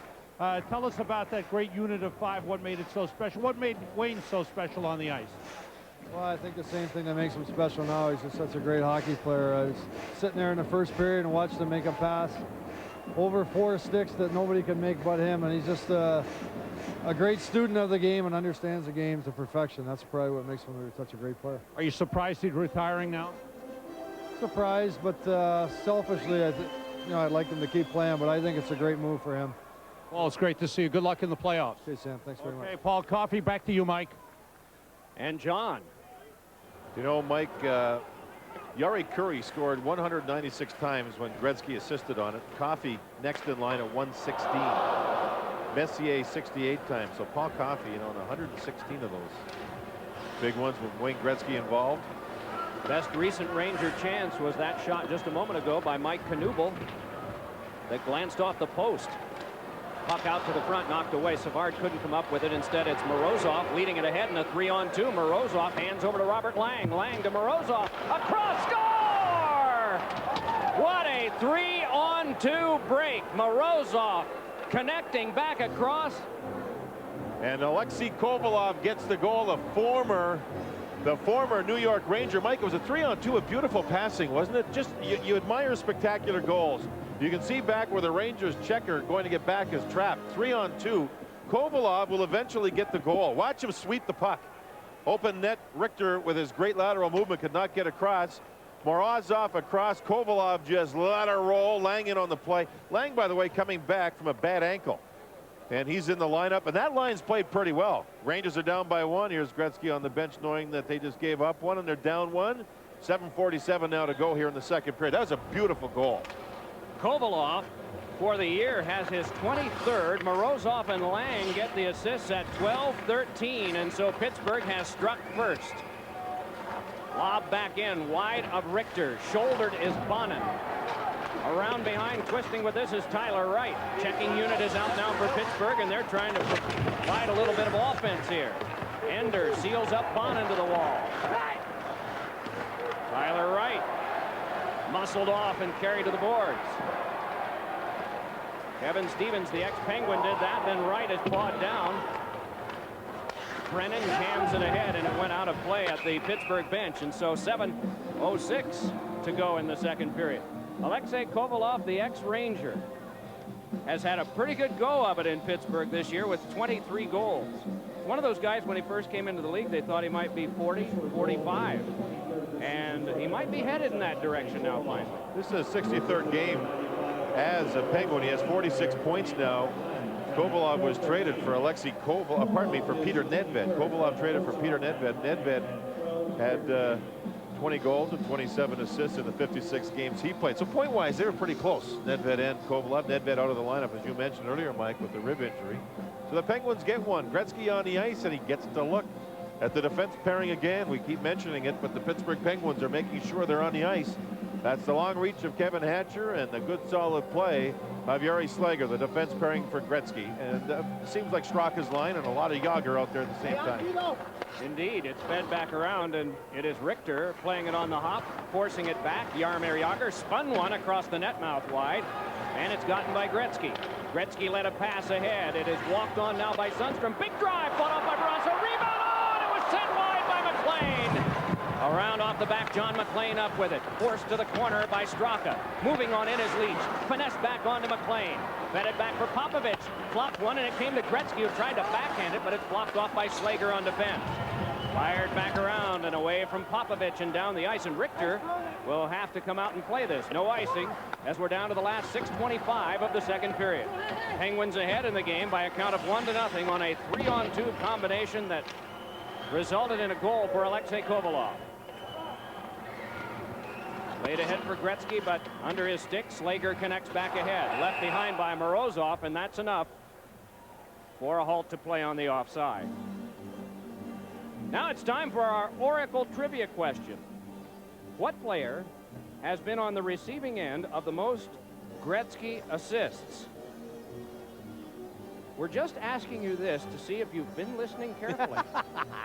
Good one, there Mike. it is. Way to stick out. Well, let's watch. Yeah. Let's watch some of this magic here. Jari Curry is 17. That was a no-look pass. Jari Curry could snap the puck. Look at that, right over the shoulder. Gretzky Curry. Oh, baby. Gretzky, Curry. Oh, beautiful, beautiful goals. And they did it in Edmonton at such high speed, high pace, game after game after game. Grant Fuhr was such a tremendous goaltender for that club during that time because the pace was so high that there were times he was pretty much alone. And the magnificence he had in the playoffs, plus the offense that they had at the other end, just made them incapable of being dominated. 5 cups won by the Edmonton Oilers. Small town of 380,000. Big drive, deflected away and trapped by Kovalov. He may be hurt. Yeah, and the Penguins do not want to see this. They had to scratch 7 guys with injury today. But fortunately, he gets up. Yeah, he looks to be okay. This is the line that scored the goal. With Alexei Kovalov and Morozov and Lang on the ice. Kovalov makes a nice play here. You see the slap shot. Boy, Kovalov makes a nice play, blocks one for the team, and they still have the 1-0 lead. If you add together World Hockey Association and NHL and regular season and playoffs, this becomes game number 1788. What do you think Wayne would think his best game ever was in the professional ranks in North America? In the professional ranks, that was back when he played in the '87 Canada Cup, Mike. It was against the Russians in game 2, double overtime. They won it 6-5, and he had 5 assists. 5 assists. 5 assists. That was the best one overall. Well, where was he on the 6th? My, 5 assists in a Canada Cup game. And the reason he says that is because it was against the competition. Those were the best that the Russians had. It was a great, great, great game. Ralph Brown brings it ahead. Good thump on him by Brennan. Brown gets up, but it is taken away by Darren Langdon. Swept ahead now for Stevens. Kevin Stevens swatted it on his backhand back in deep. Malhotra rams into his man. It came around away from Langdon. Dropped on back by Matthew Barnaby. Some rugged customers out here right now. Oh, man. That was Kevin Stevens putting the hit on Warenka, and it's played back along by Brown. Penguins having trouble getting out of their own end. I understand it. Warenka with a pass that would have been over 2 lines and thus illegal. It'll be an icing touch-up anyway.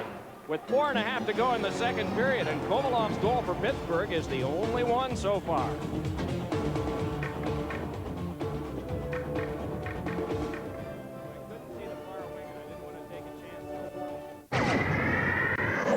I'm gonna get under your skin sooner or later. I'll find the key that lets me in sooner or later. Yeah, 'cause it just can't keep me down. Oh, that's a great hit. Oh, let's go, let's go. Sorry, Gretzky.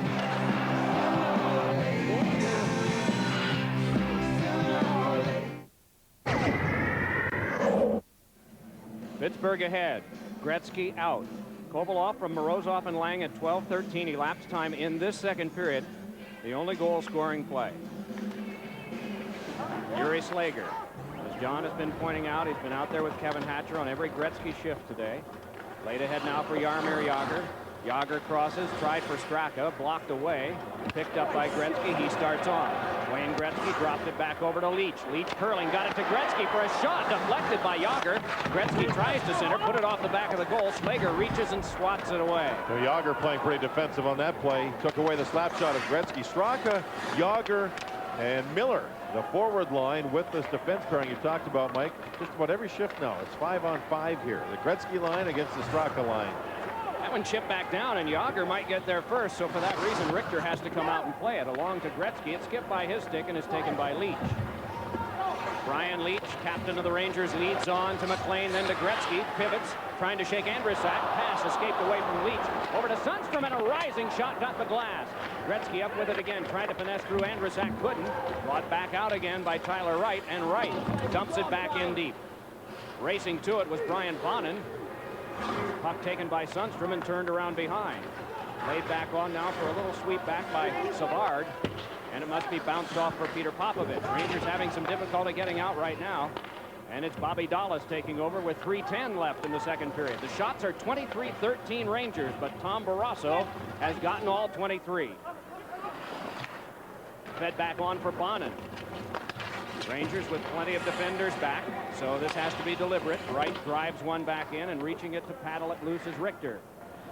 So Matthew Schneider Manhattan-born. That one chopped loose over for Barnaby. Fed one, but some good work on the back check, and so Richter can hang on. Let's hear from Sam Rosen again. Sam? Thanks so much, Mike, and I'm here with Mark Messier. He and Wayne Gretzky pairing up for so many great years in Edmonton, one here in New York. Tell us your feelings on this day, Mark. Well, it's hard to describe, really. I think that I've just been pretty filled up with a lot of emotions over the last couple of days. Obviously, Wayne was a tremendous friend, you know, great teammate, a great champion, and just really has made me reflect on all the things that have gone by between us and everything over the last 20 years. It's been a pretty emotional couple of days. When he called you, were you surprised that he was retiring? Well, like you always hear, when there's smoke, there's fire, and I guess that you know, it's a tough game, and you're not totally in. You know, it gets dangerous, and you got to be completely ready to play every night. If you're not, it's a tough game. Great to see you, Mark. Good luck. Back to Mike and JD. Okay, thank you, Sam. When the Edmonton Oilers joined the NHL from the WHA in 1979, Wayne Gretzky was 17, Mark Messier was 18, Kevin Lowe was 20. And Glenn Sather was a little bit older than that, but he knew Dynasty when he saw it. Yeah, he was the father, too. He took care of all these guys and let them grow, but also took care of them. You know, you talk about some of the top 50 scorers all time. Those were all our top 5 scorers of all time. Of the top 50, these are 5 of them. Gretzky, Messier, Coffey, Curry, and Anderson. You just think about those. Over 1,000 each. And only Anderson played for Toronto. Anderson played a little bit for Toronto. Right. As a result, yeah, exactly. if you look at those guys, now Messier's still playing. But I really like, with Gretzky's retirement today, the NHL Heroes of Hockey's chances against the Maple Leafs Heroes of Hockey next year at the All-Star Weekend. I like their chances a lot. When Sam just interviewed Mark Messier, he talked about the call. The Rangers arrived from Ottawa the other night after their game, a tie-up in Ottawa, and on the way home, that's when Wayne Gretzky called Mark Messier to tell him about the retirement and everything that he was going to do, and that was the good communication of those two players, and one of the reasons why Mark is here today. Oh, Yager pulled a man down, and the Rangers will get a power play. The man was Leach. With a minute 45 to go in the second, the Rangers with a chance to knot the game. Second penalty of the game for Jaromir Yager. You don't see that too often.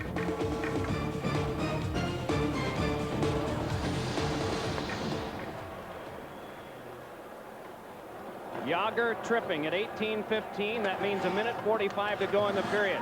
Gretzky tried to fight through, could not. It's laid back down. So Richter out to jab it along.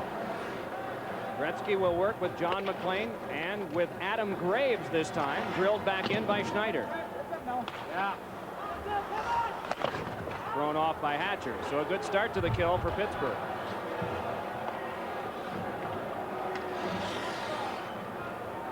Graves and Gretzky still up front. Schneider will work one point, Brian Leach the other once they get it set up. That one went off the shoulder of Ian Moran, collared by Tyler Wright.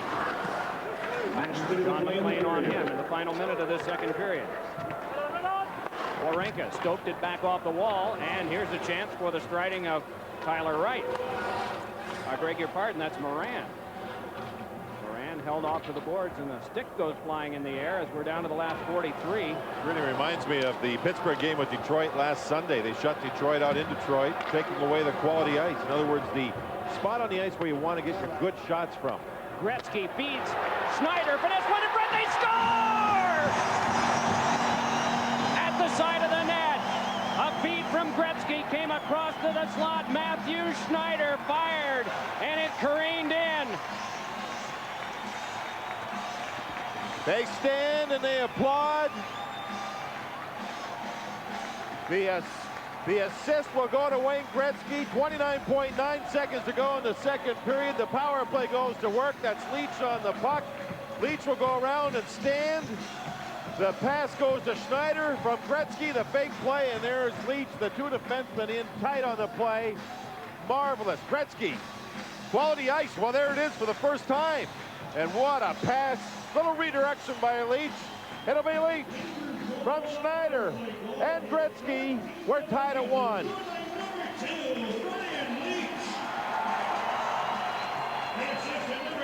Fitting enough, it was a power play goal. fitting enough that it came late in the second period. Big grin because the announcement has just come that Wayne Gretzky gets the secondary assist. So a 1-1 tie and a backhander turned aside by Barrasso. Kip Miller brings it ahead. Puck squirts loose. Popovich there. Hands it back across. Tamer turned it back out. Little trouble there for Savard. The chant is Gretzky. Knuble fed one through. Hooked off was Kevin Stevens. The buzzer and the second period. The Rangers have 1 goal. Wayne Gretzky has 1 assist.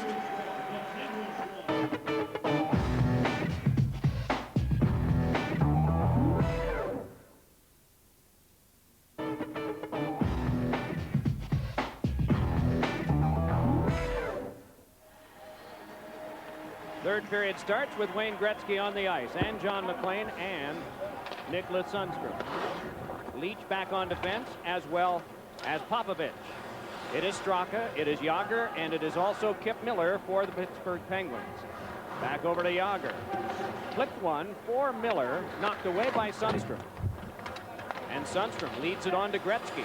Gretzky pitchforks it back to the corner. Yuri Slager back to play that. Pushed that one, but it went right off the defense. Taken along now by Sundstrom. Close quarters for Gretzky, but Slager on him. Moving forward is John McLean. McLean shuttled it, hoping to get to Gretzky, but instead it's Straka, and the Penguins can shift back to offense. Jaromir Jágr brings it ahead. Wants to dance by Leach on defense, pulls up and feeds, and that one cut off, and Gretzky steers it ahead for McLean. Forced right back. Jágr gets onside. Miller with a pass off Jágr's stick. Grabbed off and then slung back out again by Savard. And a pass over 2 lines stops the clock 59 seconds into the third period. You never know if this game gets to an empty net situation, but Gretzky even has 55 of those in his career, if you can imagine. How did he get 99? He went to Sault Ste. Marie in the Ontario Junior Hockey Association. He wanted number 9 because he had always idolized Gordie Howe, but 9 was taken by an older player. So he shifted to 19 and then eventually was convinced by his coach, Muzz McPherson, to go to 99. And that's been the number ever since. And for those of you just joining us, NHL Commissioner Gary Bettman announced today that no one again in the future of the NHL will ever wear that number. Puck popped high, jabbed along now for Kovalov. Kovalov shakes it further, and it's Lang bringing it ahead. Lang tried to get by the defense, could not do it. Andrusak gives back across. Bobby Dallas cranks it back in. Little trouble for Tamer because of Kovalov's checking. Dealt back to the half boards and kept alive by Lang. On back to Andrusak. Drive! Oh, and that hit someone in front. Another try knocked down by the defense. 2 blocks in front of the Ranger goal. Penguins trying to break this tie. This is a game of significance to them. Worked on the outside now by Morozov. And this is the line that has the Penguin goal in the game, scored by Kovalov on a beautiful passing play. Forced off of Lang. Buffalo plays Washington later. Buffalo ahead of the Penguins for 7th by 1. Backhand attempt by Kovalov is snuffed out and thrown away by Schneider. Chipped on back, and Graves forces it further. Worked quickly back on now for Morozov. Morozov had a stick turned into the puck. Technically, that could have been an interference call against the Rangers. Yeah, Matthew Schneider swiped the stick of Tamer that was sitting on the ice. And you're right, Mike. That should have been a 2-minuter. Malhotra gave that one up, turned back along by Sven Butenshawn and rolled to neutral ice, but it's easily played by Brennan back over to Rumenender. Blocked by Barrasso. Shoved away, but to take it is Langdon. Dumped it around behind. Malhotra turning with it there. Manny Malhotra to the corner. Good shove by Stevens. Puck pumped away from Ender and brought back ahead. Rob Brown wants to shake his way by the defense. Worked on by Brennan. The two of them cancel. Matthew Barnaby moves by. Barnaby had his stick held, but persists. It's Barnaby getting to the slot. Matthew Barnaby turns and swung one wide. Fighting his way free is Brown, pursued again by Brennan. But now it's Langdon again. Langdon able to jam one to neutral ice. Just over 3 minutes gone here in the third period. Another shift change for the Rangers. John McLean is back out along with Gretzky. Moving back in is Miller with a shot that's snuffed out by the defense. Leach able to lead it over. And it's Sundstrom with a pass ahead to Gretzky. Wayne Gretzky moves in and everyone stands. It's fed back to Leach and a shot is fought off by Barrasso. Jammed right back into the corner and knifed back to the point. Popovich able to keep it alive there. Off of Sundstrom and now Straka. Gretzky no sooner headed up the wing and almost 18,000 stood at the same time. A little back pass by Yager, and it's turned away, and Gretzky can start back up with it. Wayne Gretzky able to fiddle it as far as center ice, and then it careened back ahead. Pretty healthy hit put on Sundstrom. Laid back out again by Hatcher. Shaken back and turning with it is McLean. Close quarters to Gretzky, but that pass broken up by the defense and sent out with 4 minutes gone in the third. Another change in lines. Gretzky comes to the bench. A steal by Kovalov in the feed for Lang, followed up by Dallas with a shot, and it went wide. Great chance there for the Penguins to break the tie. Turning with it now is Lang. Lang looking to the front. Tucked a little pass in front that is grabbed by Knuble. Mike Knuble forced off by Morozov, but he's able to tuck it back out to neutral ice, and the Penguins can control there. Dumped back away from Kovalov and retrieved by the Rangers' Chris Tamer. The shots are 27-13 in this game. Gretzky has an assist if you're just joining. But one of the more sparkling plays that did not result in the point today was a marvelous pass from the left wing offensive side of the ice to the right that almost resulted in a goal. Back ahead with this now, trying to shake his way through the defense. Unable to do it was Straka. Meanwhile, it's taken back by the Rangers and swung back up on the wing. Drop back over for Adam Graves. Graves, a backhander, battled away by Barrasso, chopped back on by the defense of Boutenchon. After it is Ian Moran, but instead it's Graves for the Rangers. Waltzed to the boards by Boutenchon. Puck ricocheted away from Mike Knuble. Battled for there, but then just lobbed out of harm's way, and the Penguins can make another change in lines. Rumenender right back in, and Barrasso collars it. Right-hand catching goaltender. That's unorthodox for most hockey players to attack. Worked along behind now, but it is Langdon up with it. Langdon trying to twist away, wiping out his Boutenchon. Langdon shook one in front, and it's forced away by the defense. Chipped on back away from Ender. But in neutral ice, it is played by Manny Malhotra. Lob back in, glove down by Langdon, could not control. Boutenchon starts it back. They have a 3-on-2, but that breaks as the Penguins are changing. Now it's Matthew Barnaby feeding one. Controlling is Ian Moran. Back onto Barnaby again. Barnaby looks from behind the net right on number 99. Puck fed out to the front, but that one is chipped away to the corner. Had to be battled for there by big Kevin Hatcher. Worked by Barnaby on the outside. Barnaby's pass came across to Brown. His shot is knocked down. Brown goes down to the ice. Some heavy defensive work done by Brian Leach, and it's forced back down. No icing on this. John McLean battling his way back as it's forced off by Barrasso. Gretzky is back out there again as it's trickled back in for Richter. Richter able to paddle it away so that control can be gotten by the defense of Matthew Schneider. And we bring it up once again. These Penguins are going with the exact same 5-man unit to go against Gretzky's line whenever he's on the ice.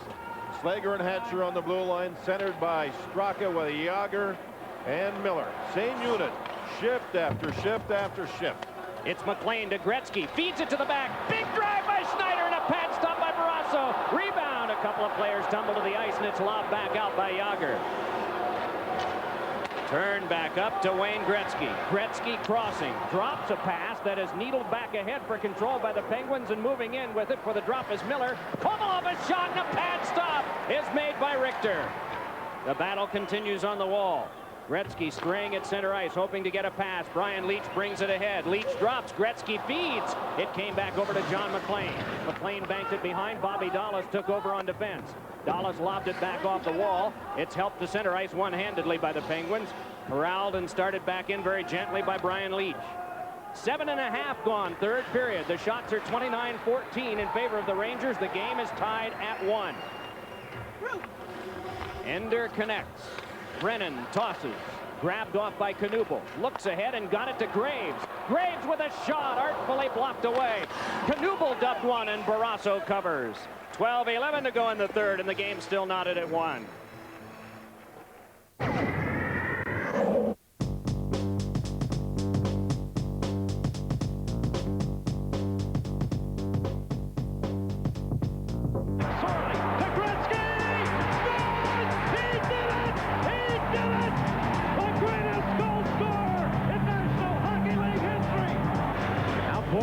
point. Shoots wide. Gretzky the rebound. He scores! Wayne Gretzky for Canada!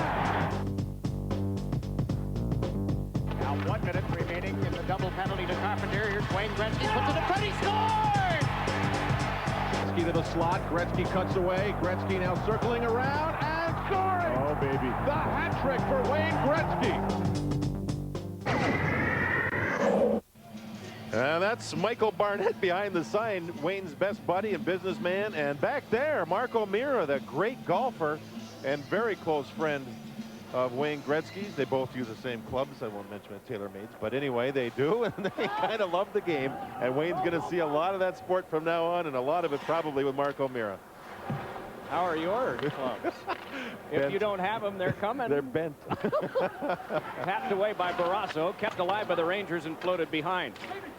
You could have very easily telestrated a phone on the side of the cheek of Barnett. I think the calls have already probably started to come. Would Wayne like to do this? Would Wayne like to do that? You know, Mike, George Vesey writes for the New York Times, and he's such a great writer. He said, in life, as in hockey, Wayne Gretzky could always see the entire rink. Here's a chance and a save made by Barrasso. Scramble in front, and it went to the corner. Bonin swings it back down the ice, and the Rangers came up with some more pressure. Icing touch-up. Let's hear from Sam Rosen.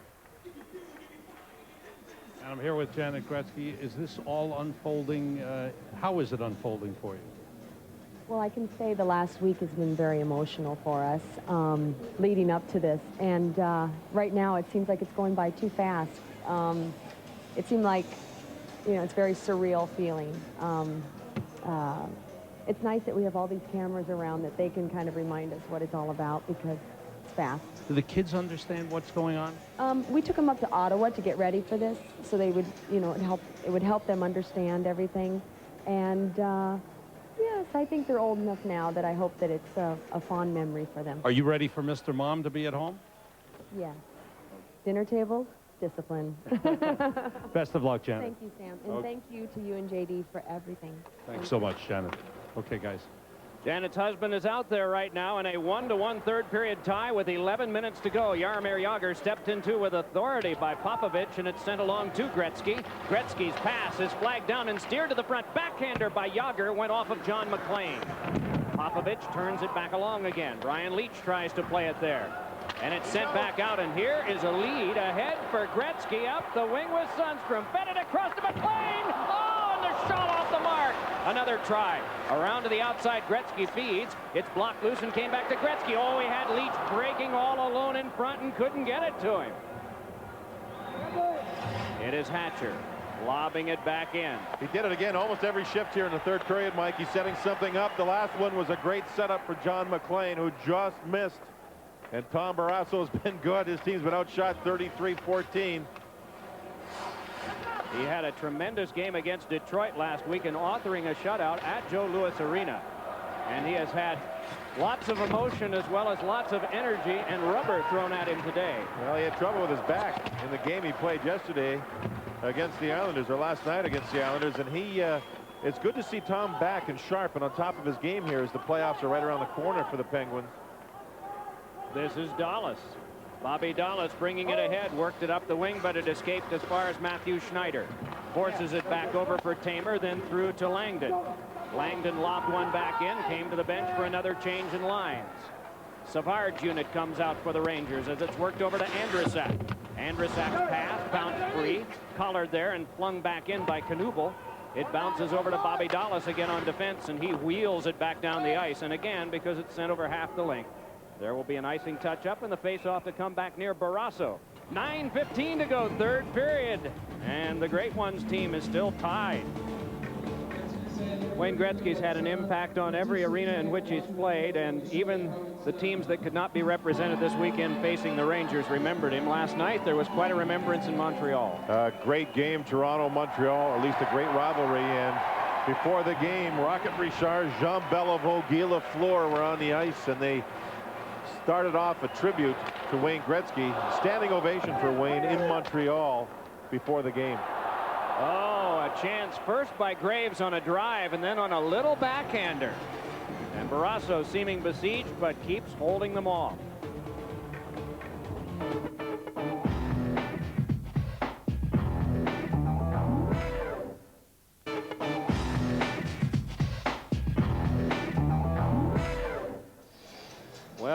In Gretzky we trust. Why not?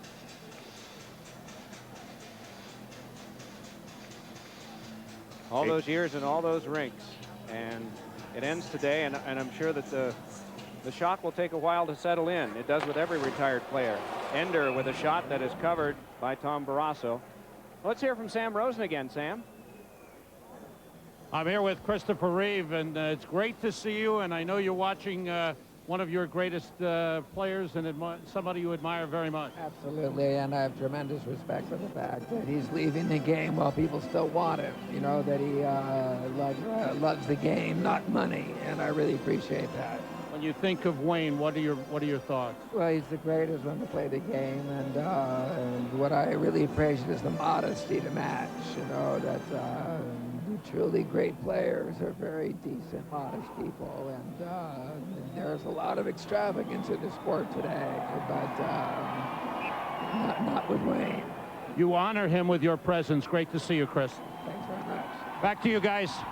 Thanks, Sam. You know, the Rangers, for every power play goal they scored during their regular season, money goes to spinal cord research. Rangers now, with the power play goal, have 71 of those on the season. I hope they can find a way to get as many next season for the funds for research. But without Gretzky, it makes you wonder. Well, he figured on that power play goal. So did Matthew Schneider. Brian Leach got it. And that tied this game at 7:49. Puck flipped back along, and it bounced over to be controlled and flung back in deep, well wide of the reach of Mike Richter. Dumped around behind for control by Schneider. Kicked on back for Schneider, and then fed back up for Knuble. Rangers having some difficulty getting out right now. Bouncing puck kicked at by Schneider, picked up by Kovalov. Kovalov looks to the front, and that one deflected away. Battled for, and it went off the glove of Schneider. Chipped to the front on Morozov, battling another try, and it bounced free over to Knuble. Chased off now by Kovalov. He bangs one that goes all the way back down the ice, and the Rangers, besieged, are guilty of icing the puck. Time to take a look at our Canada Dry check of the game. Let's see. Well, there it is. That's about as close as it was all day long. It's that Yuri Slager. He avoided Slager nicely, didn't he? Yes, he did. Wayne on the ice again to go against his opposite center, Straka. I'm wondering if the Penguins have a player missing from their bench, and I'm wondering if it's Jan Hrdina. Hrdina, I don't believe, is on the bench. I've not noticed him this period anyway. Yeah, I don't know. I think he may have been missing late in the second period, and I hope it's nothing serious. You hate to see. Oh, Hatcher didn't get much on that. Or it might have been able to slither by if he'd have gotten less on it. Bouncing puck is corralled and kept alive by Morozov. Nudges back over. Kip Miller tried to bank one in front. Gretzky flipped it to center ice and is guided back across to Hatcher. 7:40 to go, third period. Game tied at 1. Leach tries to chip it on ahead. Jágr working for it there, but back in deep goes Sundstrom. Sundstrom tangles with Kip Miller. Jágr tried to dig it free. Then Miller stoked one out in front, and it went away from almost everyone except Hatcher. That one bunted down by Leach, and he glides back out with it, handing it on to Gretzky. Gretzky flips for Leach, who nubs it down. Spun one away from Gretzky, and it's collared by Kip Miller. Fed back ahead for Jaromir Jágr. Jágr feeds one on ahead, and Straka had it just tipped away as Brian Leach did a marvelous job of getting back on defense. Ahead with it, Sundstrom back on to Gretzky. Offside. 7:05 left in the third and a 1-all tie. Sam Rosen. Thanks so much, Mike. And I'm here with last year's Masters champion, Mark O'Meara. All right, give me the scoop on Wayne's golf game. You know, Sam, he's pretty good. I mean, we know he's great on the ice, but on the golf course, Wayne can go. I think he's probably, right now he hasn't been playing much because of hockey, but about a 9 or 10. But I think he works on his game, and now he's got a lot of time to work on his game, and hopefully we'll be able to play some tournaments together. All right, he's probably going to be looking to you for some advice. What's your biggest advice for his game? Well, you know, keep it in the short grass, but a short game. I mean, chipping and putting is where it's all at, and I think he's got great touch. I mean, he's got it on the ice. I think he's going to have it on the golf course. Great to see you, Mark. Thanks, Sam. It's great to be here. Okay, Mike and J.D. Thank you, Sam. Icing touch-up, and so it'll come back. Wayne Gretzky's going to get a chance to see baseball at a reasonable price. Yeah, isn't that nice? The Rangers players, before his last practice, presented Wayne with this great big chair. They call it a Steinbrenner chair because George Steinbrenner has one in his own office at the Yankee offices, and it's a big chair that's in the shape of a baseball glove. And he sat in it, and then the training staff of the Rangers, along with Major League Baseball, saw the letter signed by Paul Beeston, they presented Wayne with a gold card that's a lifetime membership for 2 people. He can go to any ballpark in the entire league to see any ball game he wants. Isn't that nice? It was really nice of Major League Baseball, the Ranger training staff, and the players as part of the gifts being showered towards Wayne. 327 goals just in Edmonton. Paul Coffey was here today earlier. He came the second year of the NHL Edmonton Oilers, and he was 20. Well, Glenn Sather just had to be drooling when he had players of that caliber that were teenagers. Here's Brown with a shot. Oh, and an artful reaction by Richter in goal for the big stop. Now Malhotra tips it on ahead. Langdon steered on for Kevin Stevens. Dropped back to Malhotra. Around behind, Langdon held a stick and got there a little bit late. Rumenender couldn't hold that one, and so striding back for it is going to be Knuble. Knuble hit. Puck came back further. Chipped in front. Oh, and getting a piece of it was Richter. The backhand attempt from Kovalov. He peels off and feeds it onto the back to Moran. Dumping it around behind now. It's Bonin with it. Bonin tried to center. Came in on goal. And twisting with it now is Malhotra. Manny Malhotra flips a backhander that is kept alive back at the point. Twisting with it now, trying to get a shot away was Warenka. Warenka fought off by Langdon, jammed one off of Richter, and it went wide. Keep in mind the Penguins would like to get up to 7th place in the Eastern Conference. They can with a win, at least temporarily. Buffalo plays Washington later. A big drive is answered by Richter. A good shift here for Brown. Bonin along with Tyler Wright. He just had a big shot. Richter sharp.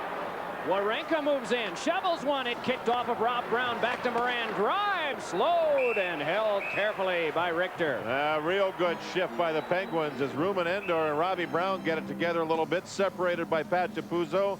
Wayne Gretzky on the bench watching his team pinned in their own zone, trying to see what's going on here. A 1-1 game, and you can read his face. Still reading the play, and he had his head turned to his left for a long period of time because that's where the puck was.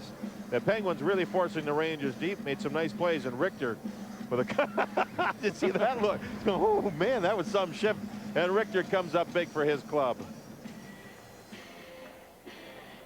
Mike Richter, a part of the championship here. 4 players remain from the '94 team. Richter, Adam Graves, Jeff Bukaboom, who could not play today because of injury, and Brian Leach, who has the only goal. Mark Messier looking on from the side glass. I think his eyes are all right. Those are just those things. They match his outfit. You know, That's blue it. on blue. That's it. Just a fashion touch. Yeah, you need that's those all. when you go fishing off Hilton Head. The water is nice. It's a nice blue color there. Probably headed there, isn't he? Yeah. Right after this. Angled back away from Morozov. Pitched on by Matthew Schneider. Knuble stood into Dallas. It's taken along by Morozov.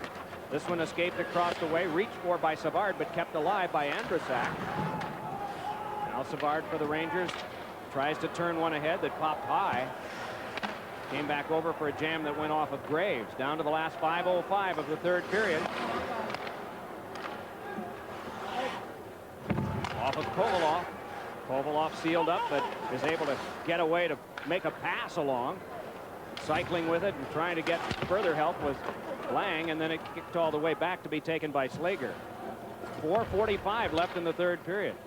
There will be 5 minutes of sudden death overtime if they don't decide it in regulation. The drop by Knuble. The shot by Graves is answered by Barrasso. Tom Barrasso has just been magnificent in a very historic game. If there is more than just one star, as was the case in Ottawa the other night, Tom Barrasso would certainly qualify for one of the 3. Puck shoveled back on for Savard. Savard worming his way across. Sent it on back now for Sundstrom. Gliding on in at the front of the net has McLean. Savard hasn't come to the bench on the change for Gretzky yet. Savard fed one that is tipped away from Leach. And now Gretzky is out and Savard is off. Dumped back on now for John McLean. McLean just trickled it back in. 4 minutes to go. Regulation time. Yuri Slager takes it. Slager with a pass on. Penguins are able to outlet to neutral ice. Collared there by Slager. Worked right back on. They drop it back to Yager. Yager cruising. Fed one in front. Straka couldn't get a good shot away. They work back along now, and it's Straka again. Lays it back on for Kip Miller. Miller battling on the boards with Sundstrom. Down goes Miller. Ahead comes Sundstrom. Lays a pass on to Gretzky in a 2-on-2. He picks up an extra man. It's Leach.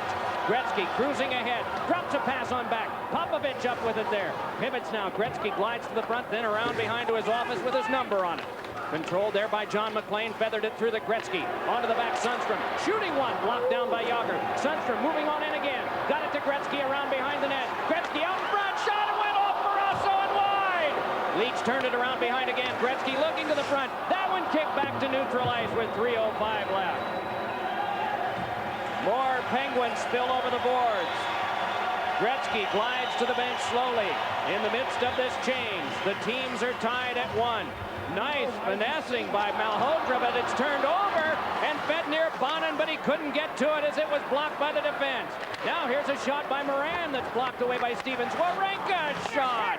And this is taken by Malhotra. They want to get it out of there, and they do, as it's laid back on for Kevin Stevens. Stevens tried to chip it free. Nice block by Moran on defense. Brian Bonin with a pass that skipped off of Ralph Brown, shuttled right back ahead. Darting with it is Malhotra, and he fed it across the net. Mouth wide is breaking in with Stevens. Now Malhotra centers one, and Stevens was tied up by Moran. And this one laid ahead might be a chance here. Crossing with it is Barnaby. Barnaby trying to finesse his way by. Just bulldogged by Ender. It's fed by Brown across to Dallas. Dallas lobbed it around behind the net.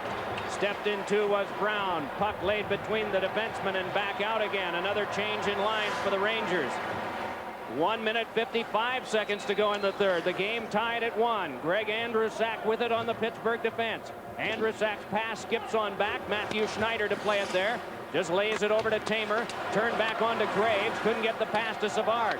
Lang had it nubbed back. Taken by Savard. Flipped right back in again, and Andrusak will go to play it. The chant is Gretzky. Dallas's drive picked up, Stokes to the front of the net, but a kneeling block made by the defense. Getting in the way of that one was Tamer. Right back ahead come the Rangers, and it's Graves wanting to work in. 1:20 to go in the third. Dumped back along, and it is Tyler Wright with a little pass across it. Straka trying to get by. Fed it back over to Morozov, who twists. Morozov wanted to chip it in. Leach able to fiddle it away to the boards, and it's controlled there by the Rangers with 1:05 to go, and Gretzky's back out. Played back to neutral ice. Yager tries to dance back in. Can't do it yet. Final minute of play. Moving back up with it as Sundstrom turns it on to Leach. Leach able to move ahead. Tumbles to the ice. It's McLean with it. Hands over to Gretzky. Couldn't get by the defense. Loose puck spun back out to Yager. One-on-one with Popovich. Yager moving back in the final 45. A backhander grabbed and held by Richter. Mike, we had a quiet start to this game, but right now people feel it with every shift, every rush by both teams. Gretzky came on the ice. He got stripped at the last moment in the high slot of the Pittsburgh zone. Back came Jaromir Jagr, and Mike Richter with a great catching glove save. Oh, baby, some good stuff. Before the game, during warm-up, Wayne walked by a group of us on his way to the ice, and he walked by and he looked at us. He said, "Just kidding." And Wayne, you know what? Right now, I wish he had been just kidding with this whole thing. There's the backhander, and Richter comes up big. 40.4 to go, and they're standing. Off the bench. Oh, Slager was there and chipped it away.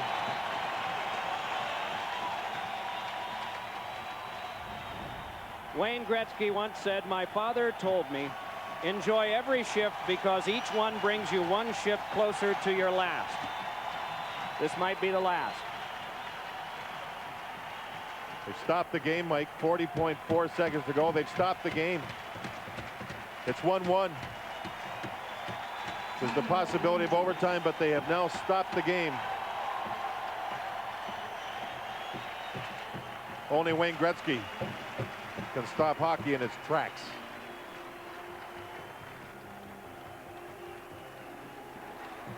Rangers have asked for a timeout with 40.4 left. Up on the board, there's music. It says the great one. John Muckler, he knows. Stopped it for a tribute.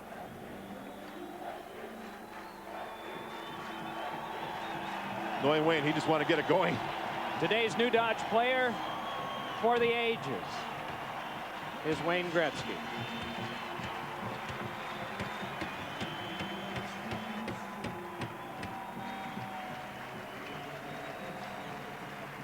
Pat DePuzzo, the linesman, saying things.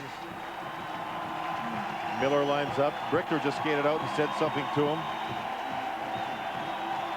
You can't help but respect this man. Still got that big smile. He won't take this draw, but he'll be out there. 40.4 to go. Third period, game tied at 1. Everybody standing. Shot by Hatcher is snagged by Richter. Kevin Hatcher, a great scoring defenseman, let go a lethal shot. Richter uses the catching glove again, just like he did on Jágr. Face-off win by the Penguins. Right back to big number 4. Look at this rocket. Richter had a good view of it. 36.6 to go now in regulation of a 1-1 game. Straka on the test with Sundstrom again. Sundstrom won this one, and it's Popovich. Hands on to Gretzky, nearly closed off by Slager in front. Oh, and Jágr was stoned by Richter. What a play by Slager. Oh. Surprised Gretzky took the puck away, set up Jágr, and Richter made his best save. Jágr able to step away. Jágr moving back in. Threw one across. Straka fed it to the back. Hatcher moves in. Shoots one. Pad stop made by Richter. Rebound sent just away from Gretzky's reach. Coming way out of his goal, it's Tom Barrasso. Barrasso able to backhand it stiffly along the wall for Straka. 3 seconds and 2. And these two teams are going to be going to overtime. Just 0.3 of a second left in regulation. We're going to get a little bonus Gretzky hockey. Maybe it's good that there's overtime. Maybe it's good that his little guys can see his dad play his last ever up to 5 minutes of playing time. I think he's exhausted. What he has gone through in the last week with emotions, taking care of people. Last night he made calls to some reporters around saying, thanks for your support over the years. Is there anything I can do for you? He called them. Well, there will be an overtime. For the players, we're glad it's not a doubleheader. But for the stories that we've been able to get today with Sam Rosen, talking to so many people, John, what you've brought, what's been collected and written over the course of the years. A hockey writer by the name of Steve Summers once said, the episodes in life that last so many years in memory are often measured in fleeting minutes as they happen. And I think that's what Janet said earlier today. This has gone so fast. Brett Hall and Bobby Hall become the first father-son combination in National Hockey League history to each register 1,000 points in this game. Move it! Look out. Who's gonna ring your little bell? Come on, boys, we're gonna get one. Rebound basket down one. Find a way to make your own dreams.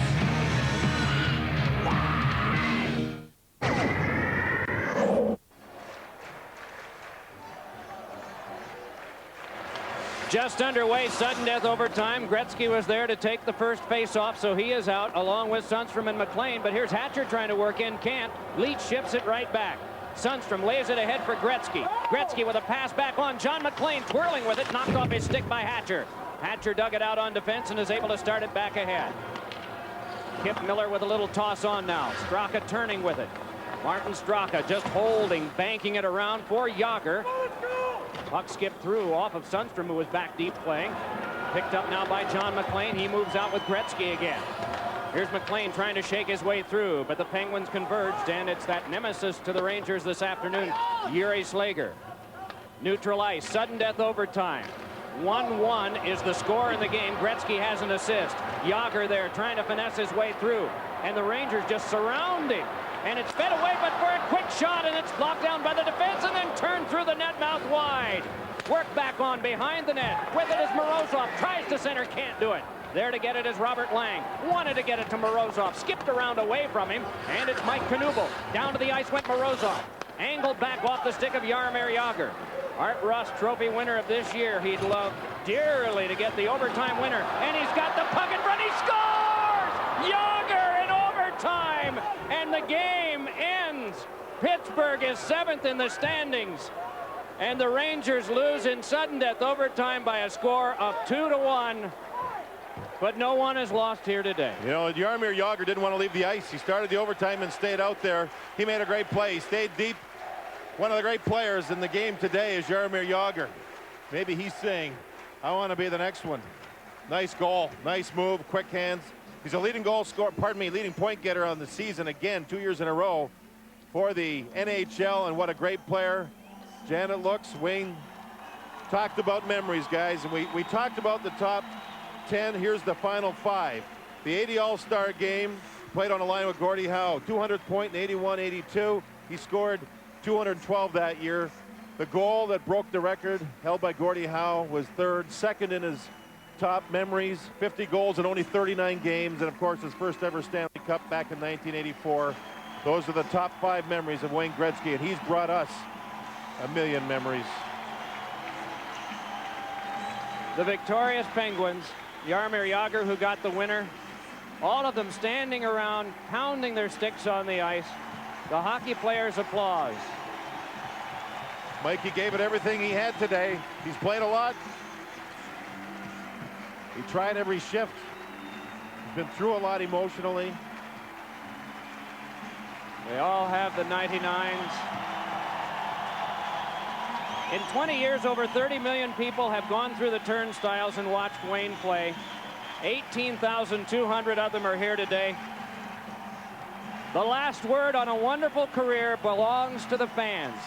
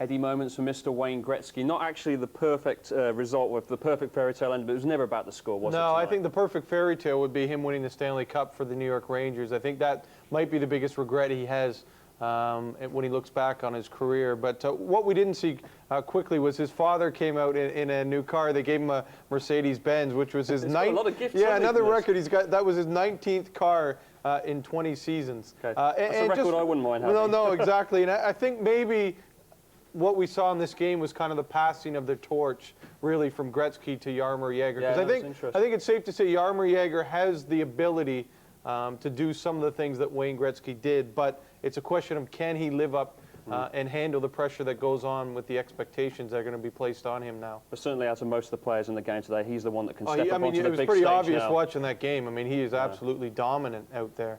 Okay, thanks, Todd. Well, we heard from Gretzky in the first intermission. We now get his final thoughts on this emotional day. The feelings being on the ice, the feelings of the thunderous ovations. What do you feel? Well, it's a wonderful feeling, and you know, I'm disappointed it's over. Obviously, I love the game so much, and said repeatedly I loved playing and living in New York, and you know, it's a great game, and treated me with to a lot of great things, and I'm going to miss it dearly. What was the greatest feeling during the course of the afternoon that you had on the ice? Just that in my heart, I knew I was making the right decision. And the other side of it, I knew I still loved the game so much, but I knew it was the right decision. On behalf of Fox TV, which has done coverage for the last 5 years, on behalf of fans, on behalf of all of us, for John Davidson, for Mike Emmerich, we loved watching you. Thank you for all the thrills that you provided. All right, you guys are great to me. Thank you very much. How big a story is this in Canada then, Todd? Well, just to give you a little idea, we have a network called TSN, which is very similar to Sky, all sports, all the time. They've devoted 26 hours to Wayne Gretzky this past weekend. Like a telethon. And basically every major Canadian network had the announcement of his news conference on Friday. And, you know, I mean, he is our guy. He's our favorite son. So what does your average hockey legend do the day after he retires? What did he do today? Well, today he went bowling with his teammates, and it was something that was planned a week ago, even before it was made official that he was going to retire.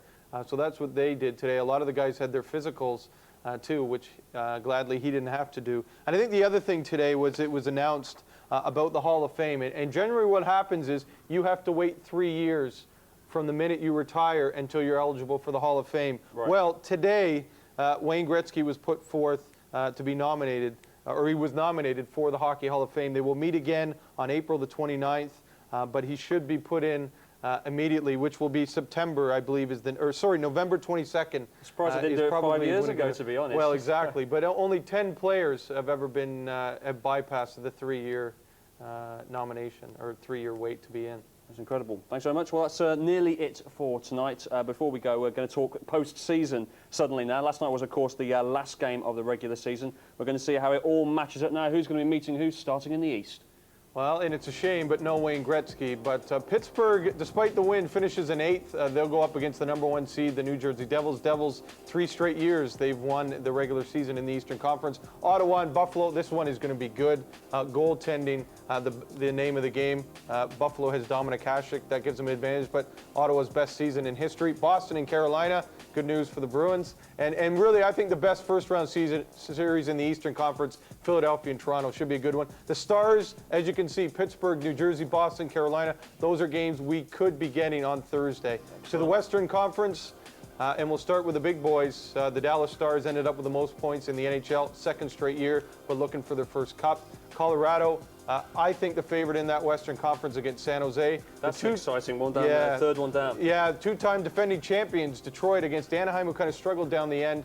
And Phoenix, without Jeremy Roenick, is going to go up against St. Louis with Grant Fuhrer. And if he gets hot, watch out for the Blues. Okay, playoffs coming very shortly for you, but just a final word on Wayne Gretzky. Well, I'm going to go back, and it's something I mentioned earlier in the season describing Wayne Gretzky, and it's from Colin Campbell.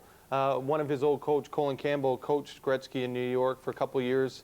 And he said it very eloquently. He said, there are billions of stars in the sky, but Gretzky is more like the sun.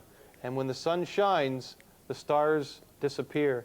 And I think with Gretzky retiring, the sun is kind of behind the clouds for a little bit. But as we all know, the sun will shine again. Okay, thanks very much, Todd, for those words. Well, that's what's ahead starting Thursday as far as the playoffs are concerned. We just showed you. We're going to play out now with what we've just left behind. He's ruled hockey for 20 years, but now the one that they call the Great One has played his last NHL game. Wayne Gretzky has achieved everything he wanted to achieve. Will anybody do it better than number 99? Only time will tell. In the meantime, we'll see you for the postseason on Thursday. Have a very good night.